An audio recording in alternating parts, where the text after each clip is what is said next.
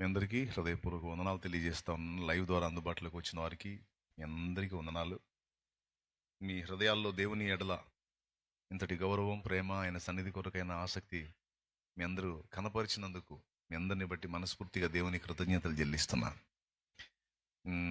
ఇందును గూర్చి నేనేం చెప్పాలంటే, మీరు నాకంటే దేవుని ప్రేమించే వాళ్ళని నేను అనుకుంటున్నాను. నాకంటే ఎక్కువగా దేవుని సన్నిధిని ఆకాంక్షించే వాళ్ళని నేను అనుకుంటున్నాను. ఎందుకంటే నాకంటే ముందు వచ్చారు మీరు, నాకంటే ముందే వచ్చారు మీరు. ఈ ఆసక్తిని తుదమట్టుకు కలిగి ఉండండి. ఈ మనలో ఉన్న ఈ దేవాసక్తిని చల్లార్చడానికి మన శత్రువు శతవిధాలా ప్రయత్నిస్తాడు.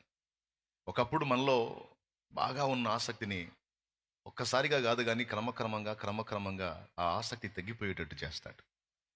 మనలో ఉన్నటువంటి దేవాసక్తి, ప్రార్థన కొరకు కానీ, పవిత్ర జీవితాన్ని గురించి కానీ, దేవుని సన్నిధిని ప్రేమించే విషయం కానీ, ఆత్మల రక్షణ కొరకు సువార్త ప్రకటించే భారం కానీ, దేవుని విషయంలో ఏ ఏ విషయాల్లో మనం ఆసక్తి కలిగి ఉన్నామో ఆ సంగతుల్ని మనలో నుండి చల్లార్చడానికి మన శత్రువు నిరంతరం పోరాడుతూ ఉంటాడు. ఎందుకంటే మనం ఎంత ఆసక్తి విషయంలో చల్లారిపోతే వాడికి అంత మంచిది, వాడి పనులు అంత సజావుగా వాడు సాగించుకుంటాడు. కానీ పరిశుద్ధాత్మ మనలో ఎల్లప్పుడూ దేవాసక్తిని రేకెత్తించడానికి, మనల్ని దేవుని కొరకు రేపడానికి పరిశుద్ధాత్మ ఎల్లప్పుడూ పోరాడతాడు. ఆ పరిశుద్ధాత్మ ప్రేరణను గుర్తించి ఆ ఆసక్తిలో చల్లారిపోకుండా అంతకంతకు ఆసక్తి విషయంలో రేపబడేటువంటి బిడ్డలందరూ దేవునికి సంతోషాన్ని కలిగించేటువంటి పిల్లలు. ఆ లిస్టులో మీరందరూ ఉన్నారని నేను అనుకుంటున్నాను. నాకంటే మొదటి స్థానంలోనే మీరు ఉన్నారని మిమ్మల్ని ఇందును గూర్చి ప్రశంసిస్తున్నాను. అంటే ఇది మిమ్మల్ని మునగసెట్టి ఎక్కీయటం కాదు, మీలో దేవుని ఎడల కలిగి ఉన్న ఆసక్తిని ఇంకొంచెం రేపుతున్నాను, ప్రోత్సహిస్తున్నాను అంతే, ఒట్టి పొగడ్త కాదు. ఓకేనా? రైట్, రండి దేవుని వాక్యాన్ని చదువుకుందాం. లూకాసు వార్త 11వ అధ్యాయం. లూకాసు వార్త 11వ అధ్యాయం 5వ వచనం నుంచి కిందికి చదువుకుందాం. చూడండి. మరియు ఆయన వారితో ఇట్లా, నేను మీలో ఎవనికైనాను చదువు. ఒక స్నేహితుడుండగా అతడు అర్ధరాత్రి వేళ ఆ స్నేహితుని యొద్దకు వెళ్ళి, స్నేహితుడా, నాకు 3 రొట్టెలు బదులిమ్ము. నా స్నేహితుడు ప్రయాణము చేయుచు మార్గములో నా యొద్దకు వచ్చి ఉన్నాడు. అతనికి పెట్టుటకు నా యొద్ద ఏమీ లేదని అతనితో చెప్పిన ఎడల, అతడు లోపలనే ఉండి, నన్ను తొందర పెట్టవద్దు, తలుపు వేసి ఉన్నది, నా చిన్న పిల్లలు నాతో కూడా పండుకొని ఉన్నారు, నేను లేచి ఇయ్యలేనని చెప్పున, అతడు తన స్నేహితుడైనందున లేచి ఇయ్యకపోయినను అతడు సిగ్గుమాలి మాటికి అడుగుట వలనైనను లేచి అతనికి కావలసినవన్నీ ఇచ్చును అని మీతో చెప్పుచున్నాను. అటువలే మీరును అడుగుడి, మీకు ఇయ్యబడును, వెదకుడి, మీకు దొరుకును, తట్టుడి, మీకు తీయబడును. అడుగు ప్రతి వానికి ఇయ్యబడును, వెదకు వానికి దొరుకును, తట్టువానికి తీయబడునని మీతో చెప్పుచున్నాను. మీలో తండ్రి అయిన వాడు తన కుమారుడు చేపనడిగితే చేపకు ప్రతిగా పామునిచ్చున, గుడ్డునడిగితే తేలునిచ్చున.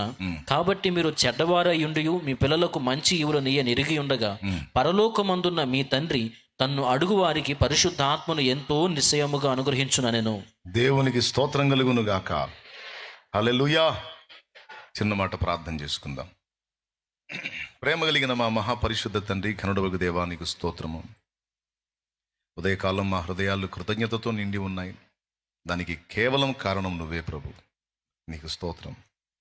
జోరున వర్షం పడుతున్నా, వర్షంలో తడుచుకుంటూ కూడా నీ పాదాల చెంతకు నీ బిడ్డలు ఇంత ఆసక్తిగా కూడి రావటం నాకెంతో ప్రోత్సాహకరంగా ఉంది. ఉదయకాలం స్టార్ట్ అయింది, మధ్యరాత్రి కంటే ముందే వాన పడతాం మొదలెట్టింది. ఈ మొదటి కూటం జరిగినట్టే అనుకున్నాను. కానీ నీ బిడ్డలు నాలో నా ప్రభు మరి నూతన చైతన్యం వచ్చేటట్టు నాయన వారు నీ సన్నిధిని కనబడ్డారు. నాకే ఎంత సంతోషం కలిగిందంటే నీకు ఇంకా సంతోషం కలిగిద్దని నేను అనుకుంటున్నా. నీ బిడ్డల్ని దీవించు. ఇంత ఆశతో ఆకలితో నీ సన్నిధికి వచ్చారు కనుక నాతోనూ వారితోనూ కూడా నీవు మాట్లాడి మా మనోనేత్రాలు బాగుగా వెలిగించి మాకు నా ప్రవ్వ సత్యాన్ని బోధించి మమ్మల్ని ప్రోత్సహించు. ఉపదేశాన్ని అడ్డగింపు చూసే దయ్యము శక్తులను, దురాత్మ శక్తులను, అంధకార శక్తులను యేసు నామములో బంధిస్తున్నాం. పూర్తిగా మీరే అధ్యక్ష స్థానం అందుండి మాతో మాట్లాడు. యేసు నామమున ప్రార్థించి పొంది ఉన్నాం తండ్రి. ఆమేన్, ఆమేన్.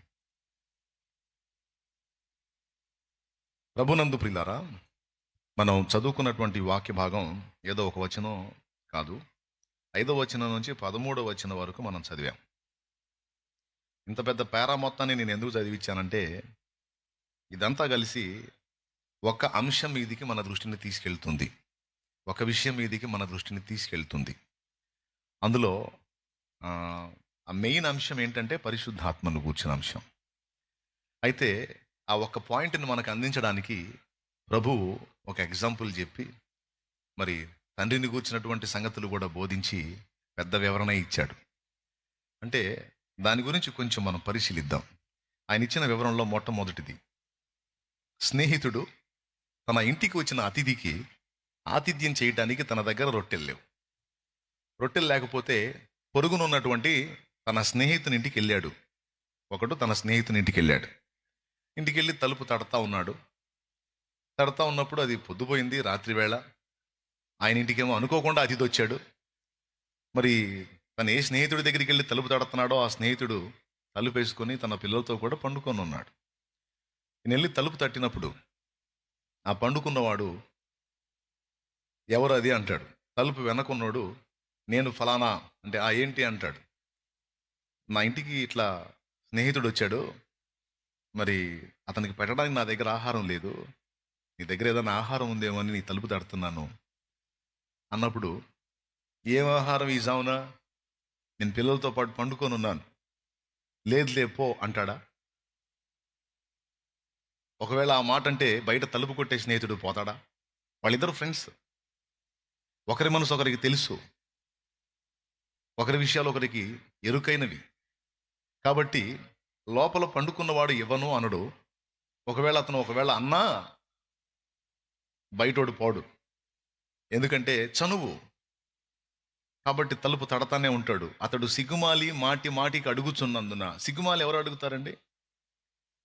సిగ్గుమాలి అడగాలంటే ఒకటే, మనకి స్వాతంత్ర్యం ఉండాలి అవతల వ్యక్తి మీద మనకు చనువు ఉంటే, ఆ చనువును బట్టి అతడు లేపన్నా, లేదు కాదు లేదు ఇవో అంటాం. అరే లే పోరా నాయనా అంటే, అట్లా అనవాగో, లేదంటావేంది, నువ్వు తప్పితే ఎవడిస్తారు నాకు, అట్లా కాదు వేయాల్సిందే నువ్వు అంటే. ఎందుకు? ఆ వ్యక్తి మీద మనకున్న చనువును బట్టి, స్వాతంత్ర్యాన్ని బట్టి, ఆ వ్యక్తికి మనం ఏదున్న చనువును బట్టి మనం వదిలిపెట్టాం. అదే కొత్తవాడు అనుకో, నా దగ్గర లేదన్నప్పుడు అతన్ని బ్రతిమాలుతామా? మాటికి సిగ్గుమాలి అడుగుతామా? అడగం. కానీ అవతలాడు మన ఫ్రెండ్ అనుకో, వాడు 10 సార్లు లేదు అన్నా కూడా, తెలుసులే ఇవ్వయాను అని సిగ్గుమాలి మాటికి అడుగుతాం. అవునా? ఇక్కడ ఫస్ట్ పాయింట్ ఏంటంటే, తలుపు ఆవల ఒక స్నేహితుడు ఉన్నాడు, తలుపు ఈవల ఒక స్నేహితుడు ఉన్నాడు. ఇతడు వచ్చి పిలిచి అడిగినప్పుడు, కొద్దిగా తొందరగా ఇవ్వు, పాపం ఆకలితో వచ్చాడు, అతనికి ఎంత రొట్టె పెట్టాలి, త్వరగా లేచి ఇవ్వు అంటే 1, 2, 3 సార్లు అతను పదే పిలిచి అడిగినప్పుడు నేను ఇవ్వను అని అతడు అంటాడా? అన్నాడు కదా. వచ్చి తలుపు తట్టినవాడు తన స్నేహితుడైనందున, మాటికి సిగ్గుమాలి అతడు అడుగుచున్నందున నిశ్చయముగా లేచి అతనికి కావలసినవి అతనికి ఇచ్చును కదా. ఇస్తాడా? ఇవ్వడా? ఇస్తాడు కదా అని ఒక పెద్ద ఎగ్జాంపుల్ చెప్పాడు. ఒకటి అంతటితో వదిలిపెట్టలా. తర్వాత ఏమన్నాడు తెలుసా? అటువలనే మీరు కూడా అడగండి. ఎందుకంటే ఆ స్నేహితుడు ఈ స్నేహితునికి ఎలాగో చనువు ఉందో, వాళ్ళిద్దరికి మధ్య అనుబంధం ఉందో, ఆ అనుబంధాన్ని బట్టి అవతలి వాడు ఎలా స్పందిస్తాడో, అలాగే మీకు పరలోక తండ్రికి అలాంటి అనుబంధం ఉంది అంటున్నాడు. మీకు పరలోకపు తండ్రికి అలాంటి అనుబంధం ఉంది, ఆయన దగ్గర మీకు ఆ చనువు ఉంది అంటున్నాడు. ఒకసారి స్పందించకపోతే, ఆ స్నేహితుడి విషయంలో మాటికి అడిగినందున తప్పకుండా అతడు లేచి అతనికి కావలసినవి ఇచ్చును కదా. ఆ స్నేహితుని కంటే శ్రేష్ఠుడు మీ పరలోకపు తండ్రి అంటాడు. కాబట్టి ఆయన దగ్గర మీకున్న చనువును బట్టి ఆయనకు మీరు తెలుసు, అలాగే మీకు ఆయన తెలుసు. ఒకప్పుడు మీరు ఆయన ఎరగరు, ఇప్పుడు నా ద్వారా మీరు తండ్రిని తెలుసుకున్నారు. అంతేకాదు, మీరు దేవుని ఎరిగినవారు, దేవుని చేత ఎరుగబడినవారు. ఆయనకి మీరు తెలుసు, మీకు ఆయన తెలుసు. అంతేకాదు, మీకు ఆయనకి మధ్య అనుబంధం ఏర్పడింది. ఎంత అనుబంధం అంటే తండ్రి కొడుకుల అనుబంధం. అబ్బా తండ్రి అని మీరు ఆయన మొరపెట్టేంత స్వేచ్ఛ, స్వాతంత్ర్యం మీకు లభించింది. కాబట్టి స్నేహితుడన్నా ఒకవేళ ఇవ్వకపోవునేమో కానీ తండ్రి తప్పనిసరిగా ఇస్తాడు. కాబట్టి మీరు అడగండి అన్నాడు. మీరు అడుగుడి, అలాగే వెదకుడి. అడుగుడి, మీకు ఇవ్వబడును. వెదకుడి, మీకు దొరుకును. తట్టుడి, మీకు తీయబడును. తర్వాత అన్నాడు, అడుగు ప్రతివాడును పొందును. ఆయన సన్నిధికి వచ్చి, ఆయన పాదాల దగ్గరకు వచ్చి, ఆయన తలుపు తట్టి, ఆయన సన్నిధిని వెతికి, ఆయనను అడిగే ప్రతి వానికి భేదము లేదు.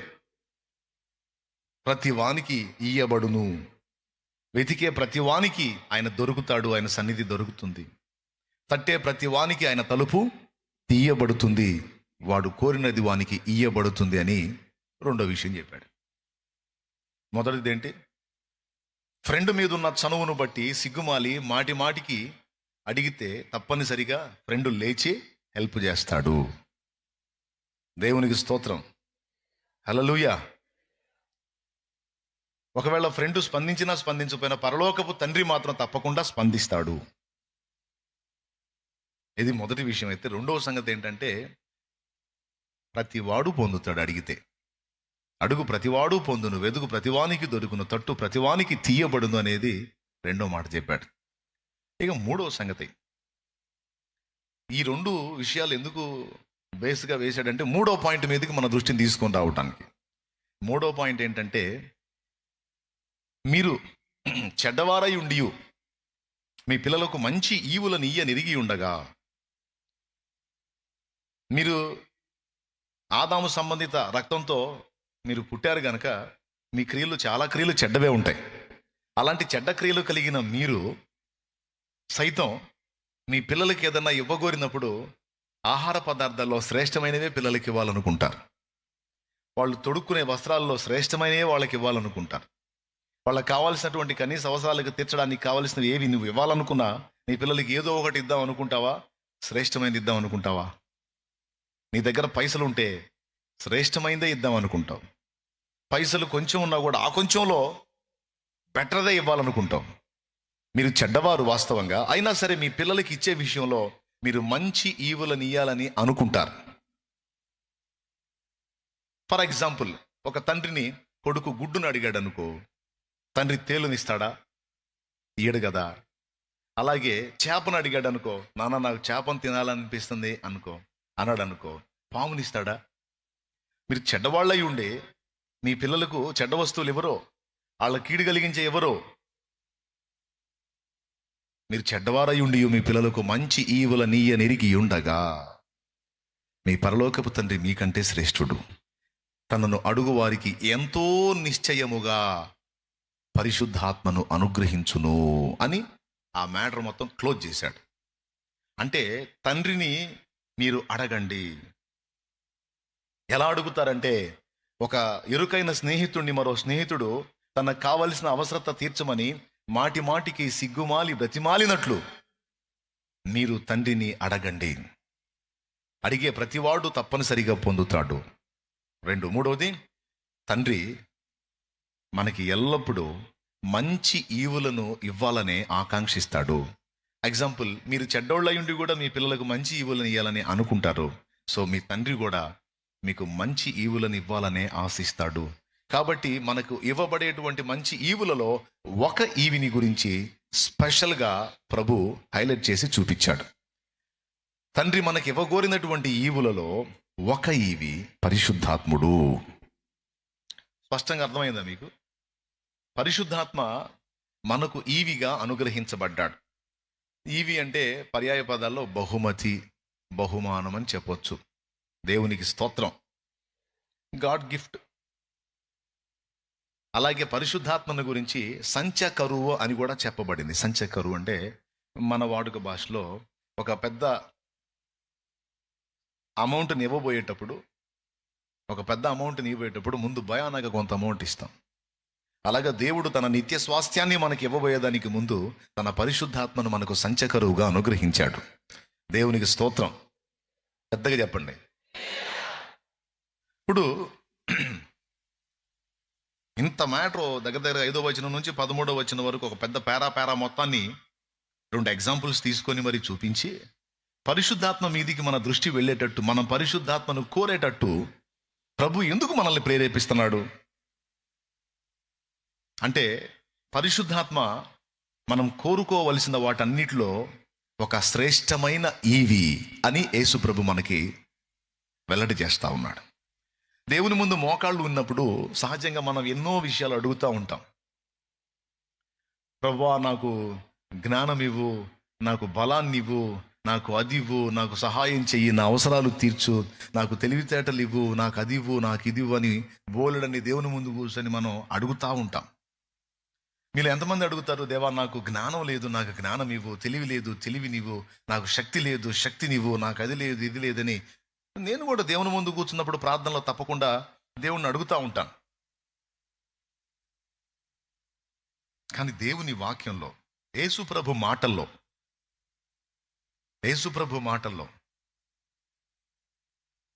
రెండు సంగతులు ఎక్కువగా స్పష్టంగా మనకు వెల్లడి చేశాడు అడిగే విషయంలో. ఒకటి, ప్రభు నేర్పిన ప్రార్థనలో ఆయన నామం పరిశుద్ధపరచబడాలని, ఆయన రాజ్యం రావాలని, ఆయన చిత్తం భూమి మీద నెరవేరాలని మీరు కోరండి అన్నాడు. తర్వాత మీరు వ్యక్తిగతంగా మీ అనుదిన ఆహారాన్ని అడగండి. అలాగే మరి క్షమించమని, ఇతరులను మీరు క్షమించినట్లు మమ్మల్ని కూడా క్షమించు ప్రభువా అని మీరు తండ్రిని అడగండి, క్షమించమని అడగండి. అలాగే శోధంలోనికి తేక కీడు నుండి, దుష్టు నుండి సేవ్ చేయమని, కాపాడమని అడగండి అని చెప్పాడు. ప్రభు నేర్పిన ప్రార్థనలో, దేవునికి స్తోత్రం చెప్పండి ఒకసారి.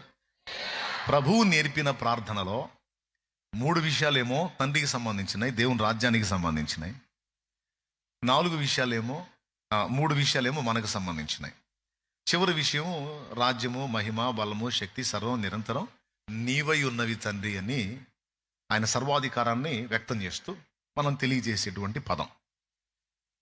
పరలోక ప్రార్థన మీకు తెలుసు, చేయమంటే అందరూ చేస్తారు, సింపుల్. చేయండి ఒకసారి. పరలోకమందున్న మా తండ్రి, నీ నామం పరిశుద్ధపరచబడును గాక, నీ రాజ్యం మాకు వచ్చును గాక. ఆ 3 మాటలు ఎవరికి సంబంధించినాయి? నీ నామం పరిశుద్ధపరచబడాలి, నీ రాజ్యం రావాలి, నీ చిత్తం. అవి నీ పర్సనల్ కాదు, అవి దేవునికి సంబంధించినవి, భూమి మీద వ్యక్తులకు సంబంధించినవి. ఓకేనా? 4వది,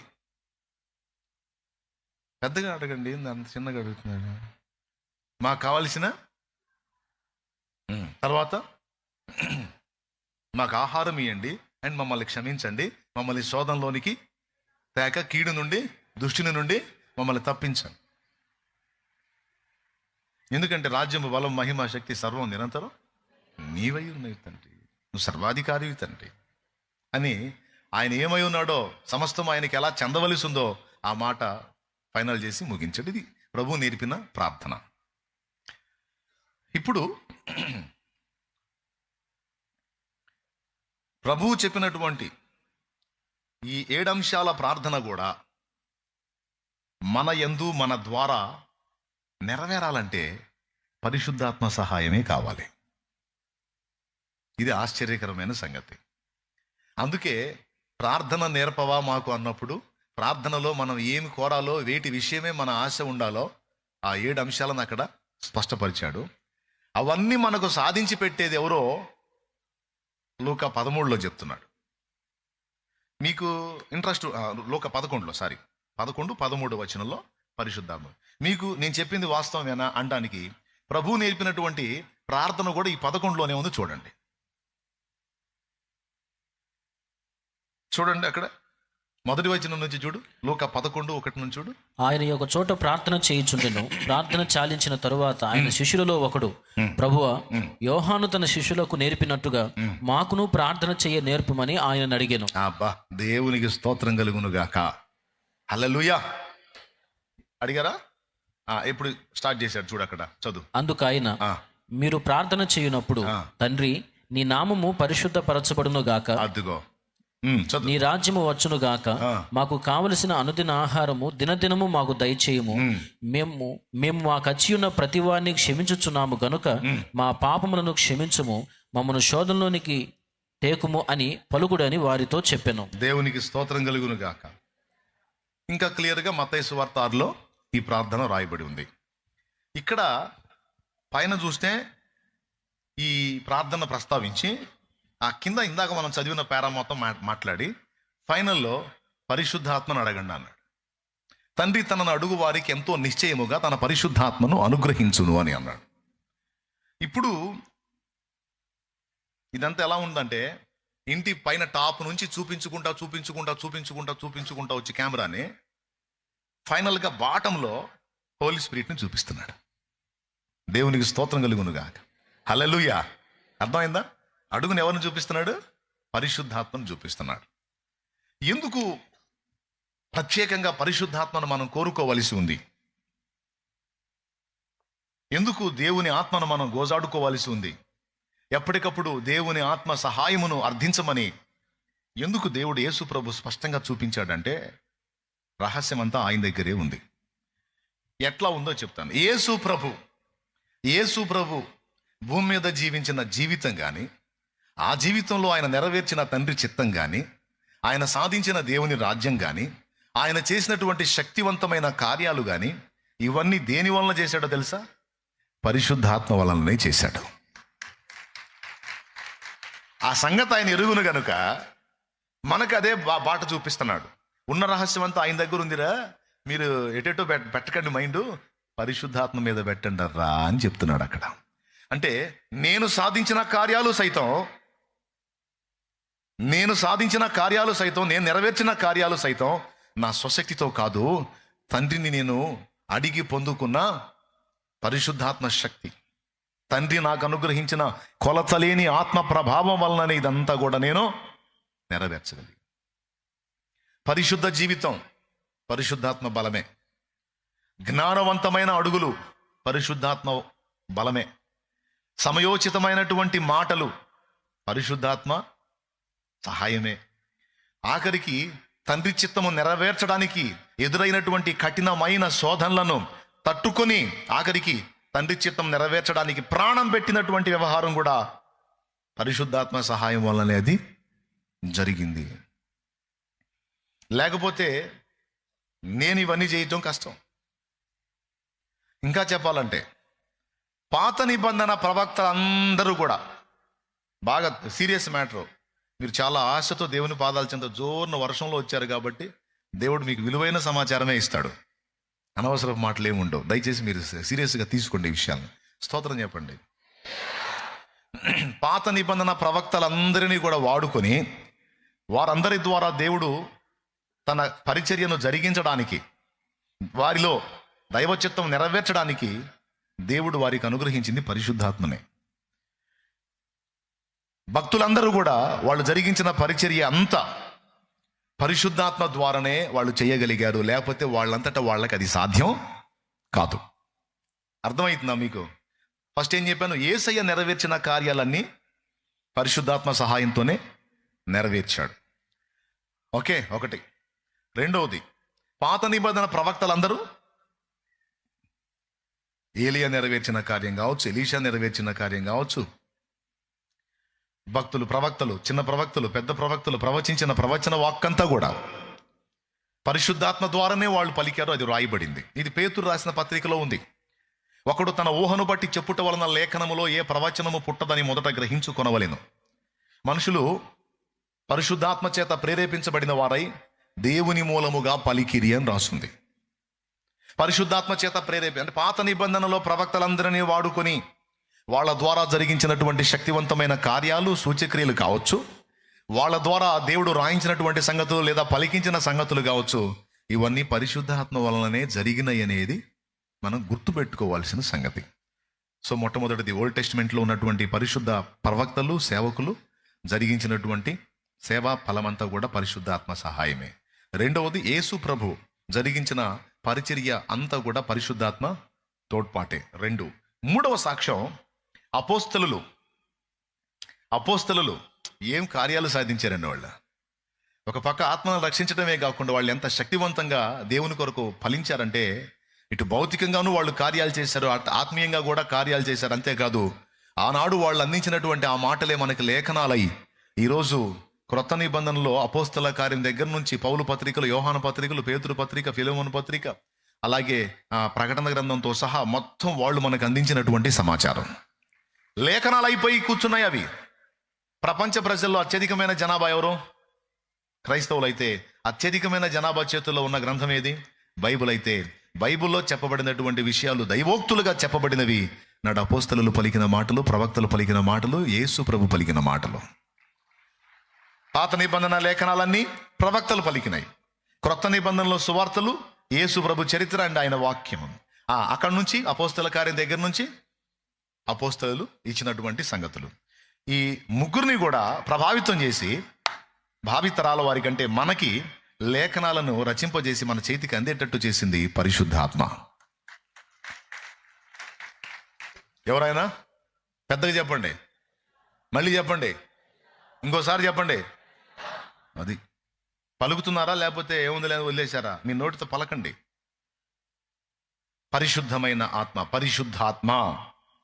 అది అంటే తెర మరుగు నుండి, తెర మీద కనపడుతున్న వ్యక్తులను అలా వాడుకొని తెర మరుగు నుండి పని జరిగించిందంతా పరిశుద్ధాత్మే. ఇదంతా పక్కన పెడితే అసలు తండ్రి అయిన దేవుడు తన ప్రియ కుమారుని ఈ భూమి మీదికి పంపక మునుపు, అసలు ఈ విశ్వ నిర్మాణానికి పూనుకున్నప్పుడు, ఈ విశ్వాన్ని నిర్మించడానికి తండ్రి అయిన దేవుడు తన ప్రియ కుమారుని నియమించినప్పుడు, ఈ విశ్వ నిర్మాణంలో కూడా ప్రియ కుమారునితో కలిసి పనిచేసిన వాడు పరిశుద్ధాత్మ. ఆమెన్. కావాలంటే చూడండి, ఆది కాండము 1వ అధ్యాయము ఆ మొదటి 2 వచనాల్లోనే ఫస్ట్ మనకి దేవుడు పరిశుద్ధాత్మ కనపడతారు. చూడండి. ఆది యందు దేవుడు ఆది అంటే వినండి. ఆది యందు దేవుడు భూమి ఆకాశములను సృజించెను. భూమి నిరాకారముగాను శూన్యముగాను ఉండెను. చీకటి అగాధ జలముల పైన కమ్మి ఉండెను. దేవుని ఆత్మ జలముల పైన అల్లాడుచుండెను. 1వ వచనం, 2వ వచనం, ఈ 2 వచనాల్లో దైవత్రిత్వం కనపడిద్ది. ఆది యందు. ఆది అంటే ప్రారంభము అని ఒక కాలాన్ని సూచిస్తుంది. అంతేకాదు ఆది ఒక వ్యక్తిని కూడా సూచిస్తుంది. ఎందుకంటే యేసు ప్రభువే చెప్పాడు, నేను ఆదిని అంతమునై ఉన్నాను, అల్ఫా ఒమేగయు నేనే అన్నాడు. అంటే కాలం ఎవరు? ఆయనే. కాలమే ఆయనే చెప్పాడు. నేను చెప్పానా? అల్ఫా ఒమేగా అంటే ఏంది అర్థం? ఆదియు అంతము నేనే అన్నాడు. ఆది అంతం అంటే ఏమన్నా వస్తువులా, వ్యక్తులా? Starting, ending. కాలాన్ని కూర్చిన విషయం అది. అంటే కాలమే నేను. అంతేకాదు ఈ విశ్వం అంతటికి ఆధారము నేను. ఇప్పుడు నేను మాట్లాడే ఈ మైక్ ఉంది, మైక్ ఆధారం ఏంది? స్టాండ్. ఈ స్టాండ్ లేకపోతే మైక్ గాల్లో నిలబడిద్దా? నిలబడదు. ఈ చరాచర జగత్తు మొత్తం విశ్వం అయితే, ఈ విశ్వం అంతా దేని కక్షలో అది పర్ఫెక్ట్గా ఎలా ఉందో తెలుసా? దాని అంతటిని అలాగ నిలబెట్టి ఈ విశ్వచక్రాన్ని తిప్పుతున్నది ఆయనేనట. నేను చెప్పలా, కొలసైలోకి రాసిన పత్రిక 1వ అధ్యాయము 15వ వచనం చెప్పింది. చూడండి, కొలసై పత్రిక 1:15 తొందరగా చూడండి. ఆయన అదృశ్య దేవుని స్వరూపి అయి సర్వ సృష్టికి ఆది సంభూతుడై ఉన్నాడు. ఏలయనగా ఆకాశమందున్నవియు భూమి అందున్నవియు, దృశ్యమైనవి గాని అదృశ్యమైనవి గాని, ఆకాశమందున్నవియు భూమి అందున్నవియు, కనబడేవి గాని కనబడనవి గాని, అవి సింహాసనములైనను ప్రభుత్వములైనను ప్రధానులైనను అధికారములైనను సర్వమును ఆయన యందు సృజింపబడిన. అది ఆయన యందు. ఈయన పేరేందంట? ఆది. అందుకే ఆది యందు దేవుడు. దేవునికి స్తోత్రం. ఆ ఒక్క ముక్కలోనే ఇంత మ్యాటర్ ఉంది. మనం దాన్ని పరిశీలిస్తే ఆది యందు దేవుడు అంటే ఎవని యందు? సమస్తము ప్రభువునందే ఉందట. ఆ ఊరుకు అన్నాయా మరి నువ్వు? ఆది ఏందంటే స్టార్టింగ్లో అన్నాయి. ఓకే, కాదని నేను అనలా. స్టార్టింగ్ అంటే కాలమే కదా. మరి కాలమే ఆయన అని చెప్తుంది వాక్యం. యేసు ప్రభు అనేక చోట్ల చెప్పుకున్నాడు తాను కాలమై ఉన్నట్టు. అంతేకాదు ఈ విశ్వమంతా ఆయన యందు ఉన్నట్టు ఇప్పుడు నేను చూపించాను. సింహాసనములైన, ప్రభుత్వాలైన, అధికారాలైన, ఆకాశమందున్నవి, భూలోకమందున్నవి, దృశ్యమైనవి, అదృశ్య సమస్తము ఆయన యందు సృజించబడు. అంటే ఈ మైక్ ఈ స్టాండ్ యందు ఉన్నట్టు ఈ విశ్వము అంతా కూడా ఆయన యందు ఉన్నదట. స్పష్టమేనా మీకు? స్తోత్రం చెప్పండి, గట్టిగా చెప్పండి. దీనికి రెండవ నిరూపణ అపోస్తల కార్యములు 17వ అధ్యాయంలో మీరు చూస్తే, అపోస్తల కార్యం 17వ అధ్యాయము 27వ వచనం నుంచి చూడండి. మరియు యావత్ భూమి మీద కాపురమునుటకు ఆయన ఒకరి నుండి ప్రతి జాతి మనుషులను సృష్టించి, వారు ఒకవేళ దేవునిని తడువులాడి కనుగొందరేమో అని తన్ను వెదకు నిమిత్తము నిర్ణయ కాలమును వారి నివాస స్థలముల యొక్క పొలిమేర్లను ఏర్పరచెను. ఆయన మనలో ఎవనికి దూరముగా ఉండువాడు కాడు. ఆ మాట ఎప్పుడైనా ఆలోచించారా? ఆయన మనలో ఎవ్వనికి దూరముగా ఉండువాడు కాడు. మనం ఆయన యందు బ్రతుకుచున్నాము. అదిగో మనము ఆయన యందే బతుకుతున్నాం, చలించుచున్నాము. ఏమండి, అసలు మన బతుకే ఆయన యందంట. ఆయన లేకపోతే మనకు బతుకే లేదు. మనకు కాదు, అన్నిటికి కూడా లేదు. ఏ ప్రాణికి, ఏ జీవికి లేదు. దేవునికి స్తోత్రం. తెలుసా మీకు ఆ రహస్యం? ఆయన ఉచ్ఛ్వాస నిశ్వాసములను గురించి ఎప్పుడైనా ఆలోచించారా మీరు? ఆయన శ్వాస వదిలితే కొన్ని ప్రాణులు పుడుతున్నాయి, శ్వాస తీసుకుంటే కొన్ని ప్రాణులు పోతున్నాయి అని చెప్పి పెద్దలు చెప్తారు కదా. అట్లా ఈ ఈ ఈ భూమి మీద ఉన్నటువంటి సకల జీవుల యొక్క మనుగడ ఆయన చేతిలోనే ఉంది. మనము ఆయన యందు బ్రతుకుచున్నాము, చలించుచున్నాము, తిరుగుతున్నాం, కదులుతున్నాం. అంతేకాదు, మూడవది ఉనికి అనేది ఏదన్నా ఉంది అంటే మనం ఆయనలోనే ఉనికి కలిగి ఉన్నాం. మన ఉనికికి ఆధారం ఆయనే. ఇప్పుడు చెప్పండి, ఇవన్నీ కలిపి మనం ఆయన యందు ఉన్నాము, చలించుచున్నాము, ఉనికి కలిగి ఉన్నామంటే టోటల్గా మనం ఎవరిలో ఉన్నాం? ఆయన యందు అన్నాడా లేదా? పెద్దగా చెప్పండి. ఏందండి, కొంచెం పెద్దగా చెప్పండి. ఎవరి యందు ఉన్నాం? ఎవరి యందు ఉన్నాం? మనకు ఆక్సిజన్ ఎలా అందుతుంది? ఫుడ్ ఎలా దొరుకుతుంది? సమస్తము ఆయన కార్యాలే.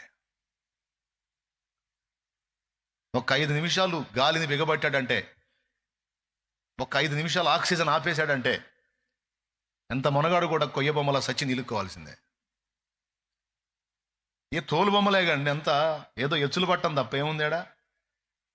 స్తోత్రం. పెద్ద పెద్ద పహిల్వాన్లు ఏమైపోయారండి? బొందలగడ్డలో బొంద పెట్టబడ్డారు. ఏరి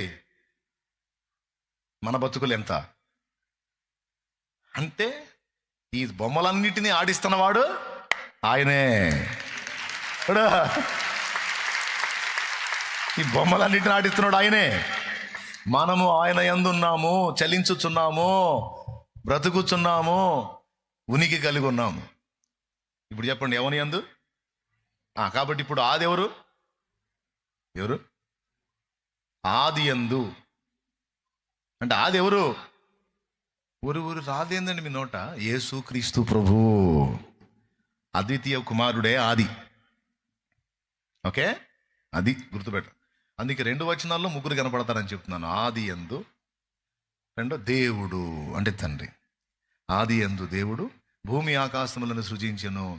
ఇంగ్లీష్లోనేమో ఆకాశములను మరియు భూమిని సృజించెనని ఉంటుంది. తెలుగు వాడుక భాషలోకి వచ్చేటప్పటికి భూమి ఆకాశాలు అనేది వాడుక పదం కాబట్టి అట్లా మెన్షన్ చేశారు. వాస్తవంగా ఆకాశములను భూమిని, ముందు ఆకాశాలు చేశాడు, తర్వాత భూమిని చేశాడు. అది గుర్తుపెట్టుకోవాలి. మొదటి వచనం దాంతో అయిపోయింది. 2వ వచనంలో ఏముంది?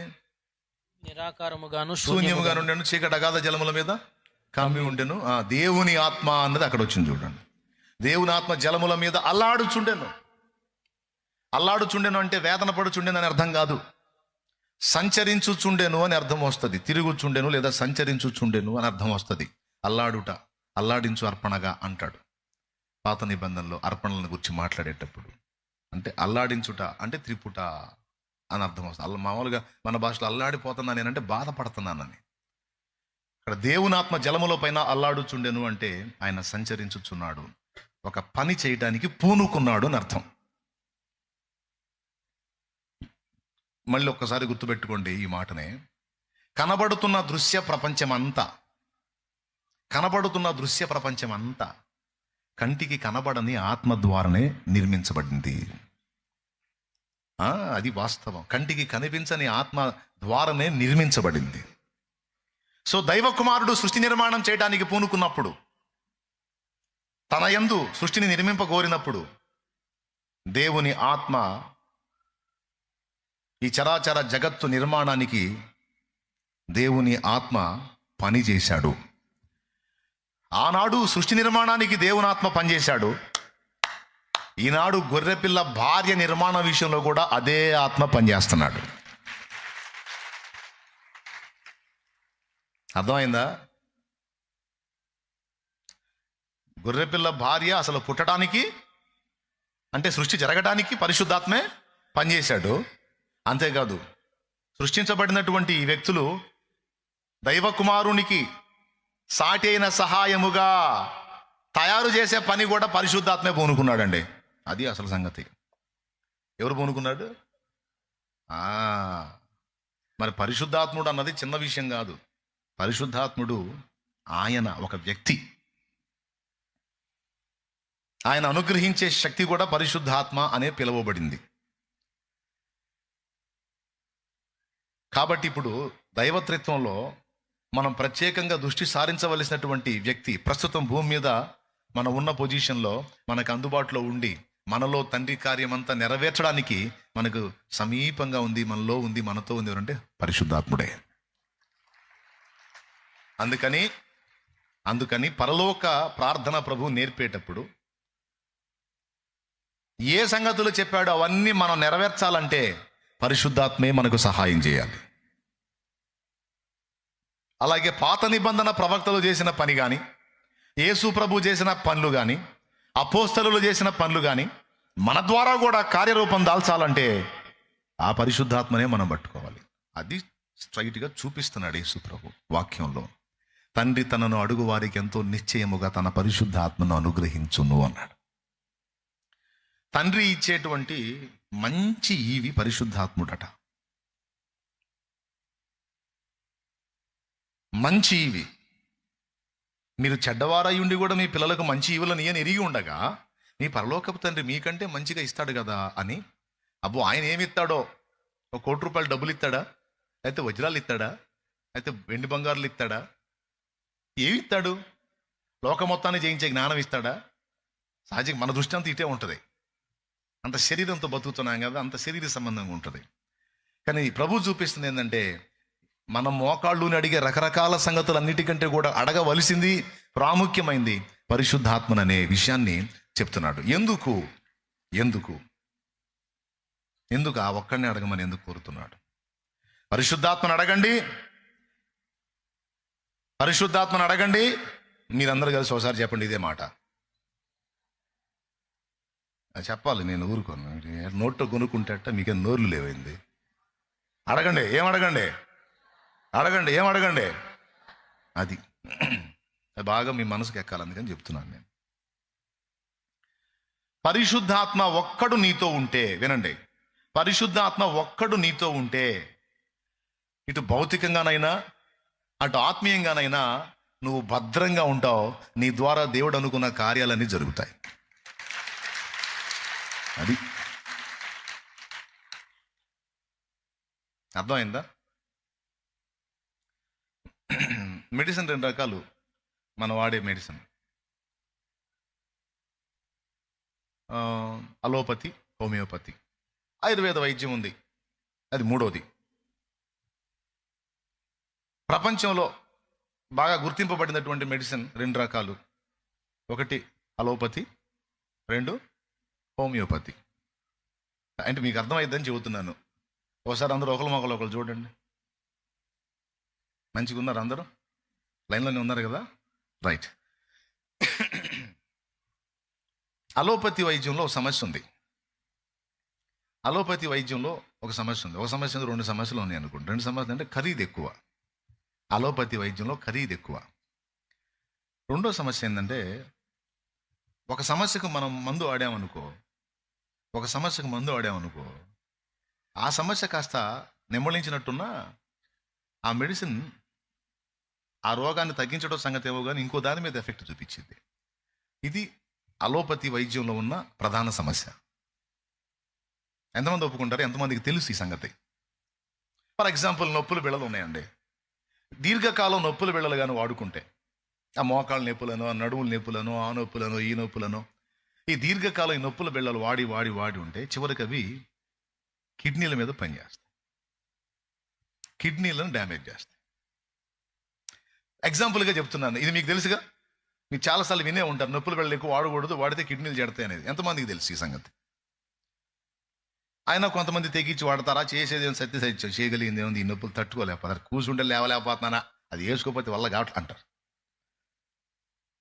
అంటే ఒక రోగానికి ఈ మెడిసిన్ వాడితే అది వెళ్ళి ఇంకో దానికి సమస్య కల్పిస్తుంది. అది కిడ్నీ మీద చూపించుదో తెలియదు, లివర్ మీద చూపించుదో తెలియదు, లేకపోతే ఇంకో దాని మీద చూపించుదో తెలియదు, మనకు తెలియదు. మొత్తానికి దేనో దాని మీద మాత్రం సమస్య చూపించింది. ఆ మందుకున్న లక్షణం అది. దీన్ని శామ్యుల్ హానిమన్ అనేటువంటి ఆయన గుర్తించాడు. శామ్యుల్ హానిమన్ అని ఆయన గుర్తించాడు. ఆయన అలోపతి వైద్యుడు. అలోపతి అంటే తెలుసు ఎందుకు మీకు? బెళ్ళలు, ట్యాబ్లెట్లు, గొట్టాలు, టానిక్లు, అది అలోపతి వైద్యం అంటే మీకు ఈజీగా అర్థం కావడానికి చెబుతున్నాను. హోమియోపతి అంటేనేమో పంచదార గోళీలు. స్తోత్రం. ఐడియా ఉంది కదా, రైట్. ఇక ఆయుర్వేద వైద్యం అంటే ఆకులు, అలుములు, అవన్నీ. అయితే అందులో మంచి మూలిక ఔషధం ఉంది, అబ్బో, అందులో కూడా మంచి పంతనం ఉంది. అయితే వినండి, శామ్యుల్ హానిమన్ అని ఆయన ఏం చేశాడు తెలుసా? అప్పట్లో ఈ అలోపతి వైద్యంలో ఈ ఖరీదు ఎక్కువ, అందులో ఒక సమస్య మీద వాడితే అది ఇంకో దానికి దారితీస్తుంది అనేది గుర్తించి, ఈ పరిస్థితి లేకుండా, ఇక మూడో సమస్య ఏంటంటే ఆయన గుర్తించింది, అలోపతి వైద్యం చేయించుకోవాలంటే పిల్లలు పెద్దోళ్ళు అల్లాడతారు. ఒక గొట్టాలు కానీ టాబ్లెట్లు కానీ ఇచ్చారనుకో, చిన్నపిల్లల చేత మీరు జ్వరం మాత్రం మింగిస్తారా? చిన్నపిల్లల చేత మీరు జ్వరం మాత్రం మింగిస్తారా? నా చిన్నప్పుడు ఆ జ్వరం పిల్ల మింగడానికి ఎన్ని తన్నులు తినాల్సి వచ్చేదో. లాగా ఒకటి పీకి మరి మింగిచ్చేవాళ్ళు. ఏం చేస్తా అంటే జ్వరం మాత్రం అన్నప్పుడు ఇక కోటింగ్ ఉంటుందా ఇప్పుడు అనిపించేది. ఎందుకంటే పచ్చి చేదు, అది నోటు పడ్డదంటే విషమే. నోటు వేసుకో అంటాడు మన, చేదుగుందా నాన్న, చేదుగుంటే తగ్గిద్దేసుకో అంటాడు. ఈ బాధలన్నీ చూశాడు ఆయన. ఆలోచన చేసి, ఇట్లా కాదురా, రోగానికి బెళ్ళేసుకోవాలంటే వాడు నరకం చూడకూడదు పిల్లవాడు, అమ్మ మందులు ఏవేని వాడి అడగాల, అట్లా తయారు చేయాలని ఆలోచించాడు. ఆయన కనుగొన్న మందులన్నిటినీ పంచదార గోళీలు ఉంటాయి చూడు, చిన్న చిన్నవి, వాటిల్లోకి ఎక్కించి, ఏం లేదు అవి చూపిస్తే మనం వాడికి అందుబాటులో పెడితే మనం చూడకుండా వాడు అవసరం తీసుకుని నోట్లో పోసుకుంటాడు కూడా. వాడు అంత ఈజీ. హోమియో మందు అంటే తీయగా ఉంటుంది కమ్మగా. ఆయన తన సొంత శరీరం మీద పరిశోధన చేసి దాదాపు 100 రకాల మందులు కనుక్కున్నాడు, శామ్యుల్ హానిమన్ అని ఆయన 3 విషయాలు దృష్టిలో పెట్టుకొని చేశాడు. హోమియోపతి వైద్యం అంటే నేను ఎందుకు అంత ప్రేమిస్తానంటే, అందులో ఆధ్యాత్మికంగా మనకు ఉపయోగపడే సబ్జెక్ట్ ఉంది, భౌతికంగా కూడా మనకు ఉపయోగపడేది చాలా ఉంది. అందులో మొట్టమొదటిది అంటే అలోపతి వైద్యం పనికిరాదంటే, పనికిరాదని ఎవడు చెప్పాడు? నేను చెప్పలేదుగా. ఇప్పుడు నేను చెప్పినంత మాత్రాన వాడకుండా ఉంటారా? వాడతారు. కాకపోతే హోమియోపతికి ఉన్న స్పెషల్ చెప్తున్నాను నేను. ఆయన 3 విషయాలు దృష్టిలో పెట్టుకొని ఆ మందును కనిపెట్టాడు. మొట్టమొదటిది ఏంటంటే, పిల్లలైనా పెద్దోళ్ళైనా మందు వాడటానికి నరకంలా ఫీల్ అవ్వకూడదు, వాడు ఆనందంగా తీసుకోవాలి మెడిసిన్. ఒకటి, అందుకని పంచదార గోళీల రూపం మీకు కావాలంటే చూడండి, అయ్యే ఒకటి. రెండోది, బీదవాడికి ధనికుడికి అన్న భేదం లేకుండా అందరికీ చాలా తక్కువ ఖర్చులో మందులు అందాలి. హోమియోపతిలో దాదాపు అన్ని రకాల సమస్యలకు మెడిసిన్ ఉంది, అన్ని రకాల సమస్యలకు మందు ఉంది. ఆఖరికి బ్రెయిన్లో వచ్చేటువంటి ట్యూమర్స్, గడ్డలకు కూడా హోమియోలో మెడిసిన్ ఉంది. పక్కాగా సింక్ చేస్తే ఖచ్చితంగా కరిగిపోతాయి గడ్డలు, బ్రెయిన్లో వచ్చిన గడ్డలు కూడా. ఆ బ్రెయిన్లో వచ్చిన గడ్డల వల్లనే పెరాలసిస్ రావటం కానీ, చచ్చు రావటం కానీ, కొన్ని రకాల ప్రాబ్లమ్స్ రావటం కానీ జరుగుతుంది. అలాంటి గడ్డలు సైతం, బ్రెయిన్లో ఉన్న గడ్డలు సైతం కరిగించేటువంటి శక్తి హోమియో మందులో. అంటే చాలా విషయాలకి ఉంది, అందులో కనుక్కున్నాడు ఆయన. తర్వాత వచ్చిన వాళ్ళు ఇంకా దాన్ని డెవలప్ చేశారు. వినండి, మొదటిది, పిల్లలు పెద్దోళ్ళు అనేది లేదు. ఎవడైనా సరే మందు చూపిస్తే వాడు ఎగబడి వేసుకోవాలి. కనీసం టైంపాస్గా 2 గోళ్ళు వేసి సపరించాలన్నట్టు ఉండాలా. స్తోత్రం, పెద్దగా చెప్పండి. రెండవది, ఖర్చు ఎక్కువ ఉండకూడదు. హోమియో మందులు ఎక్కువ ఖర్చు అవుతాయా? హోమియో మందులకి ఇవ్వడానికి ఎక్కువ డబ్బులు తీసుకున్నాడంటే వాడు గ్యాంబ్లింగ్ చేస్తున్నాడని అర్థం. వాడు హానిమన్ శాస్త్రాన్ని పాటించట్లే, వాడు ఆ డబ్బులు పొందడానికి వాడు నేర్చుకున్నాడు అన్నమాట. ఆ విధంగా సంపాదించడానికి నేర్చుకున్నాడు. వాస్తవంగా ఆయన సేవలాగా చేయండి అది అని పెట్టాడు. ఎక్కువ ఖరీదు ఉండదు, సింపుల్గా ఉంటుంది. ఇది ఎంతమందికి తెలుసు? హోమియో మందులు ఎక్కువ ఖర్చా తక్కువ ఖర్చా? పెద్దగా చెప్పండి. దేవునికి స్తోత్రం కలుగును. ఇప్పుడు మనకు 100 రూపాయలు అన్నీ వచ్చేస్తే మనకి మనసు ఏడ ఊరుకుంటుంది? మనకి 50,000 పడితే కానీ అస్సలు మామూలు టెస్టులు చేశాడా, మామూలు వ్యవహారం చేశాడా, అట్లా తిప్పి తిప్పి అసలు మొత్తం అన్ని పరీక్షలు చేసి ఇవి చూడు 2 సంచులకు రాశాడు అంట. మనకు అట్ట చేస్తే కానీ ఆనందం ఉండదు. హోమియో మంది అట్లాగా అంత ఖరీదు ఉండదు. మీరు 200 పెడితే మందులు వచ్చేస్తాయి, నీకు కావాల్సిన మందులు వచ్చేస్తాయి నెలకు సరిపడా. అంటే బీదవాడు కూడా మందు వాడుకోగలగాలి, బతకాలి వాడు కూడా అనే న్యాయమైన ఆలోచనతో ఆయన కనిపెట్టాడు.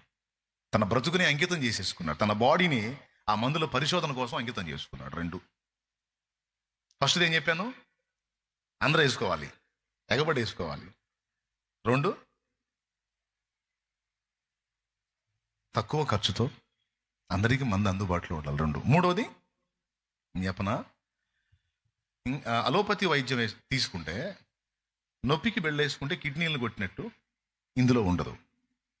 ఇందులో ఏముంటుంది తెలుసా?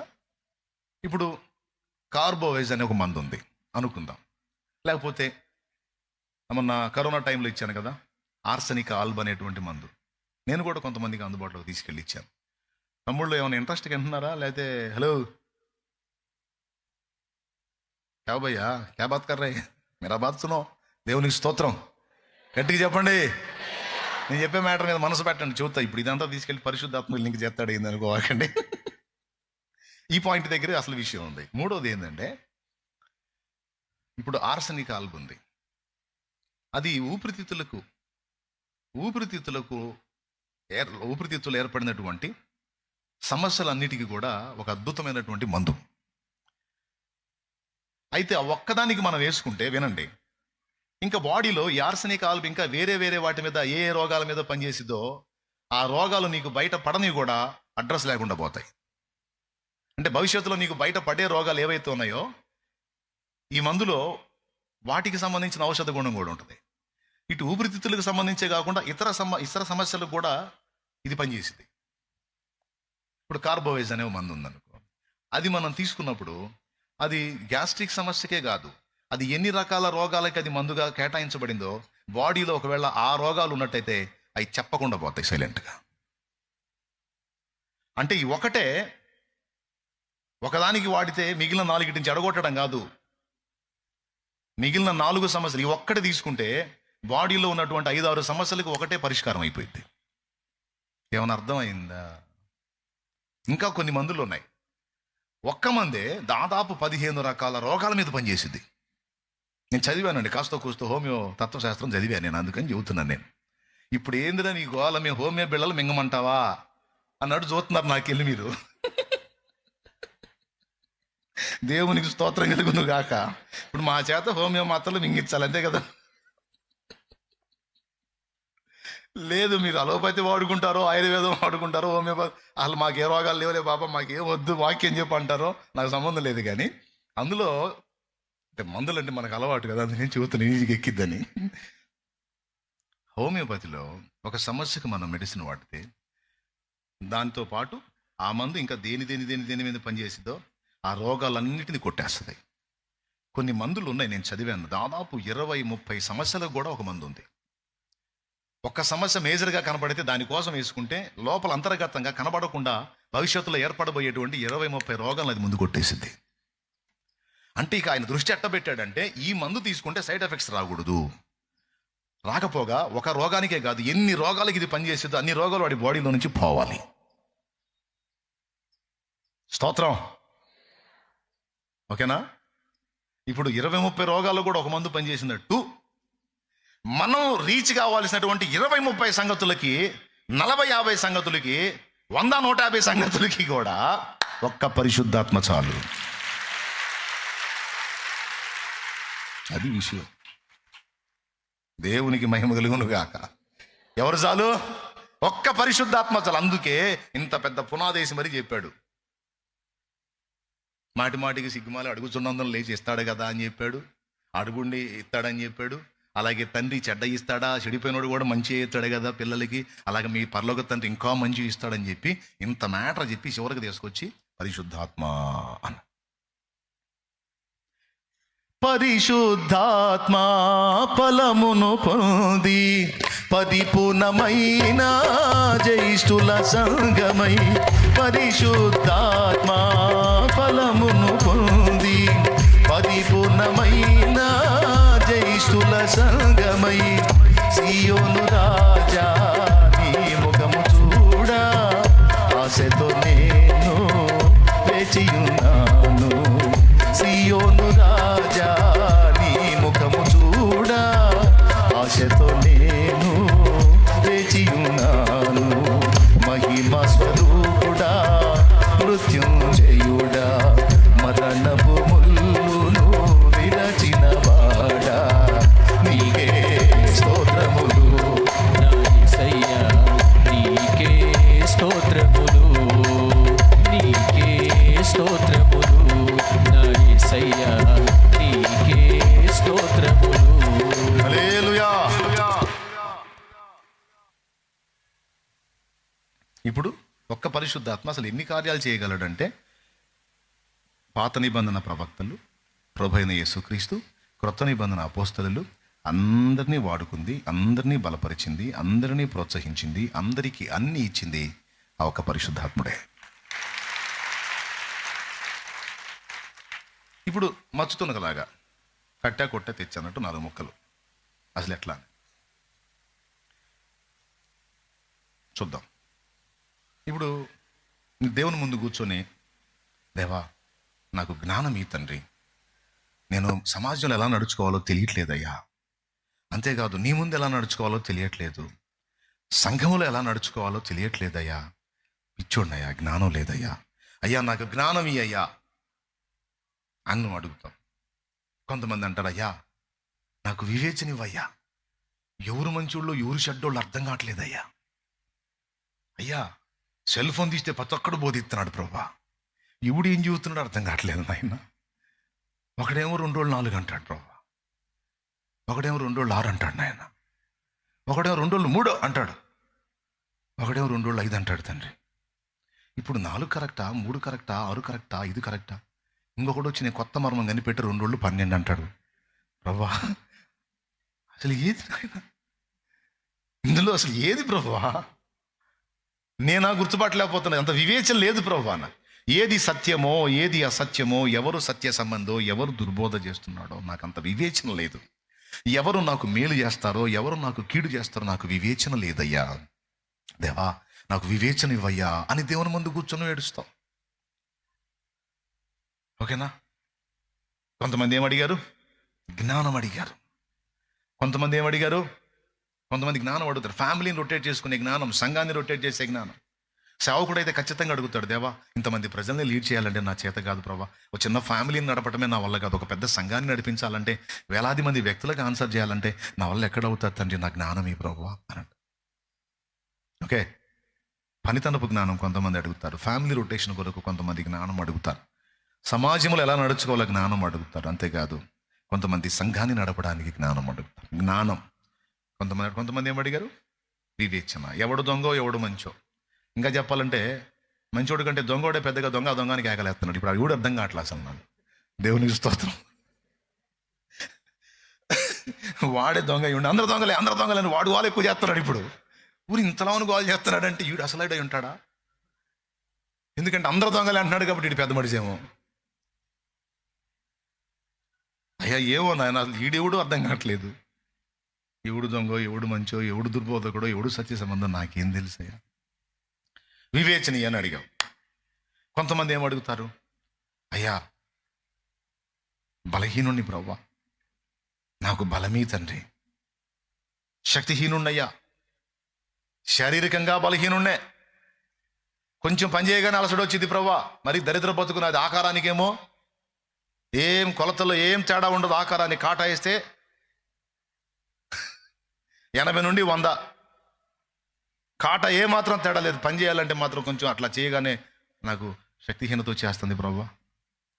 ఆకారానికి ఏదట కనపడుతున్నా కానీ నా దగ్గర బలం లేదు ప్రభా, నాకు బలమి. ఓకే, శరీర సంబంధమైన శక్తి అడిగారు కొంతమంది ఏమడుగుతారు తెలుసా? అయ్యా, శారీరకంగా బాగానే తెచ్చాను కానీ ఆత్మీయంగానే పడిపోతున్నాను ప్రభా.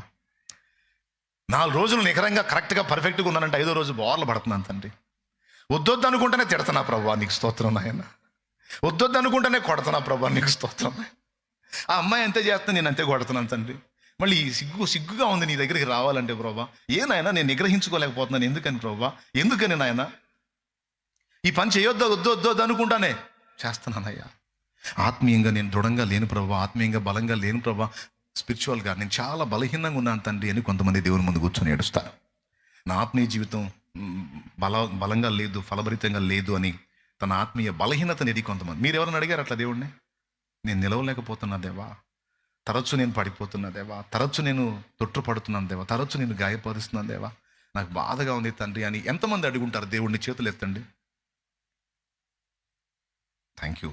మీరు దేవుని యందు ఆసక్తి పరులే కాదు, యథార్థవంతులు కూడా. ఇంకొక మార్కు వచ్చింది ఇప్పుడు మీకు. దేవునికి స్తోత్రం. ఎందుకంటే యథార్థంగా చెయ్యెత్తారు కాబట్టి. చెయ్యి ఎత్తకపోతే మీ పని చెప్పేవాడిని. Okay, right. అంతే. అందరూ దాదాపు ఆత్మీయ జీవితంలో పడుతూ లెగుస్తున్న అనుభవాల్లో దేవుని ముందు ఖచ్చితంగా వెళ్తారు. ఏమని వెళ్తారంటే, నాకు బలాన్ని అయ్యా అని వెళ్తారు. అడిగారు కదా, రైట్. ఒకరేమడిగారు? ఏదోటి అడిగారా? జ్ఞానాన్ని అడిగారు. ఇంకొకరు ఏమడిగారు? మరొకరు ఏమడిగారు? బలం అడిగారు. ఇంకొకరు అయ్యా ఒక అద్భుత కార్యం చేయ్యా, సమస్యల్లో ఉన్న ప్రభా విడుదలయ్యా, రోగాల్లో ఉన్న స్వస్థపరచయ్యా.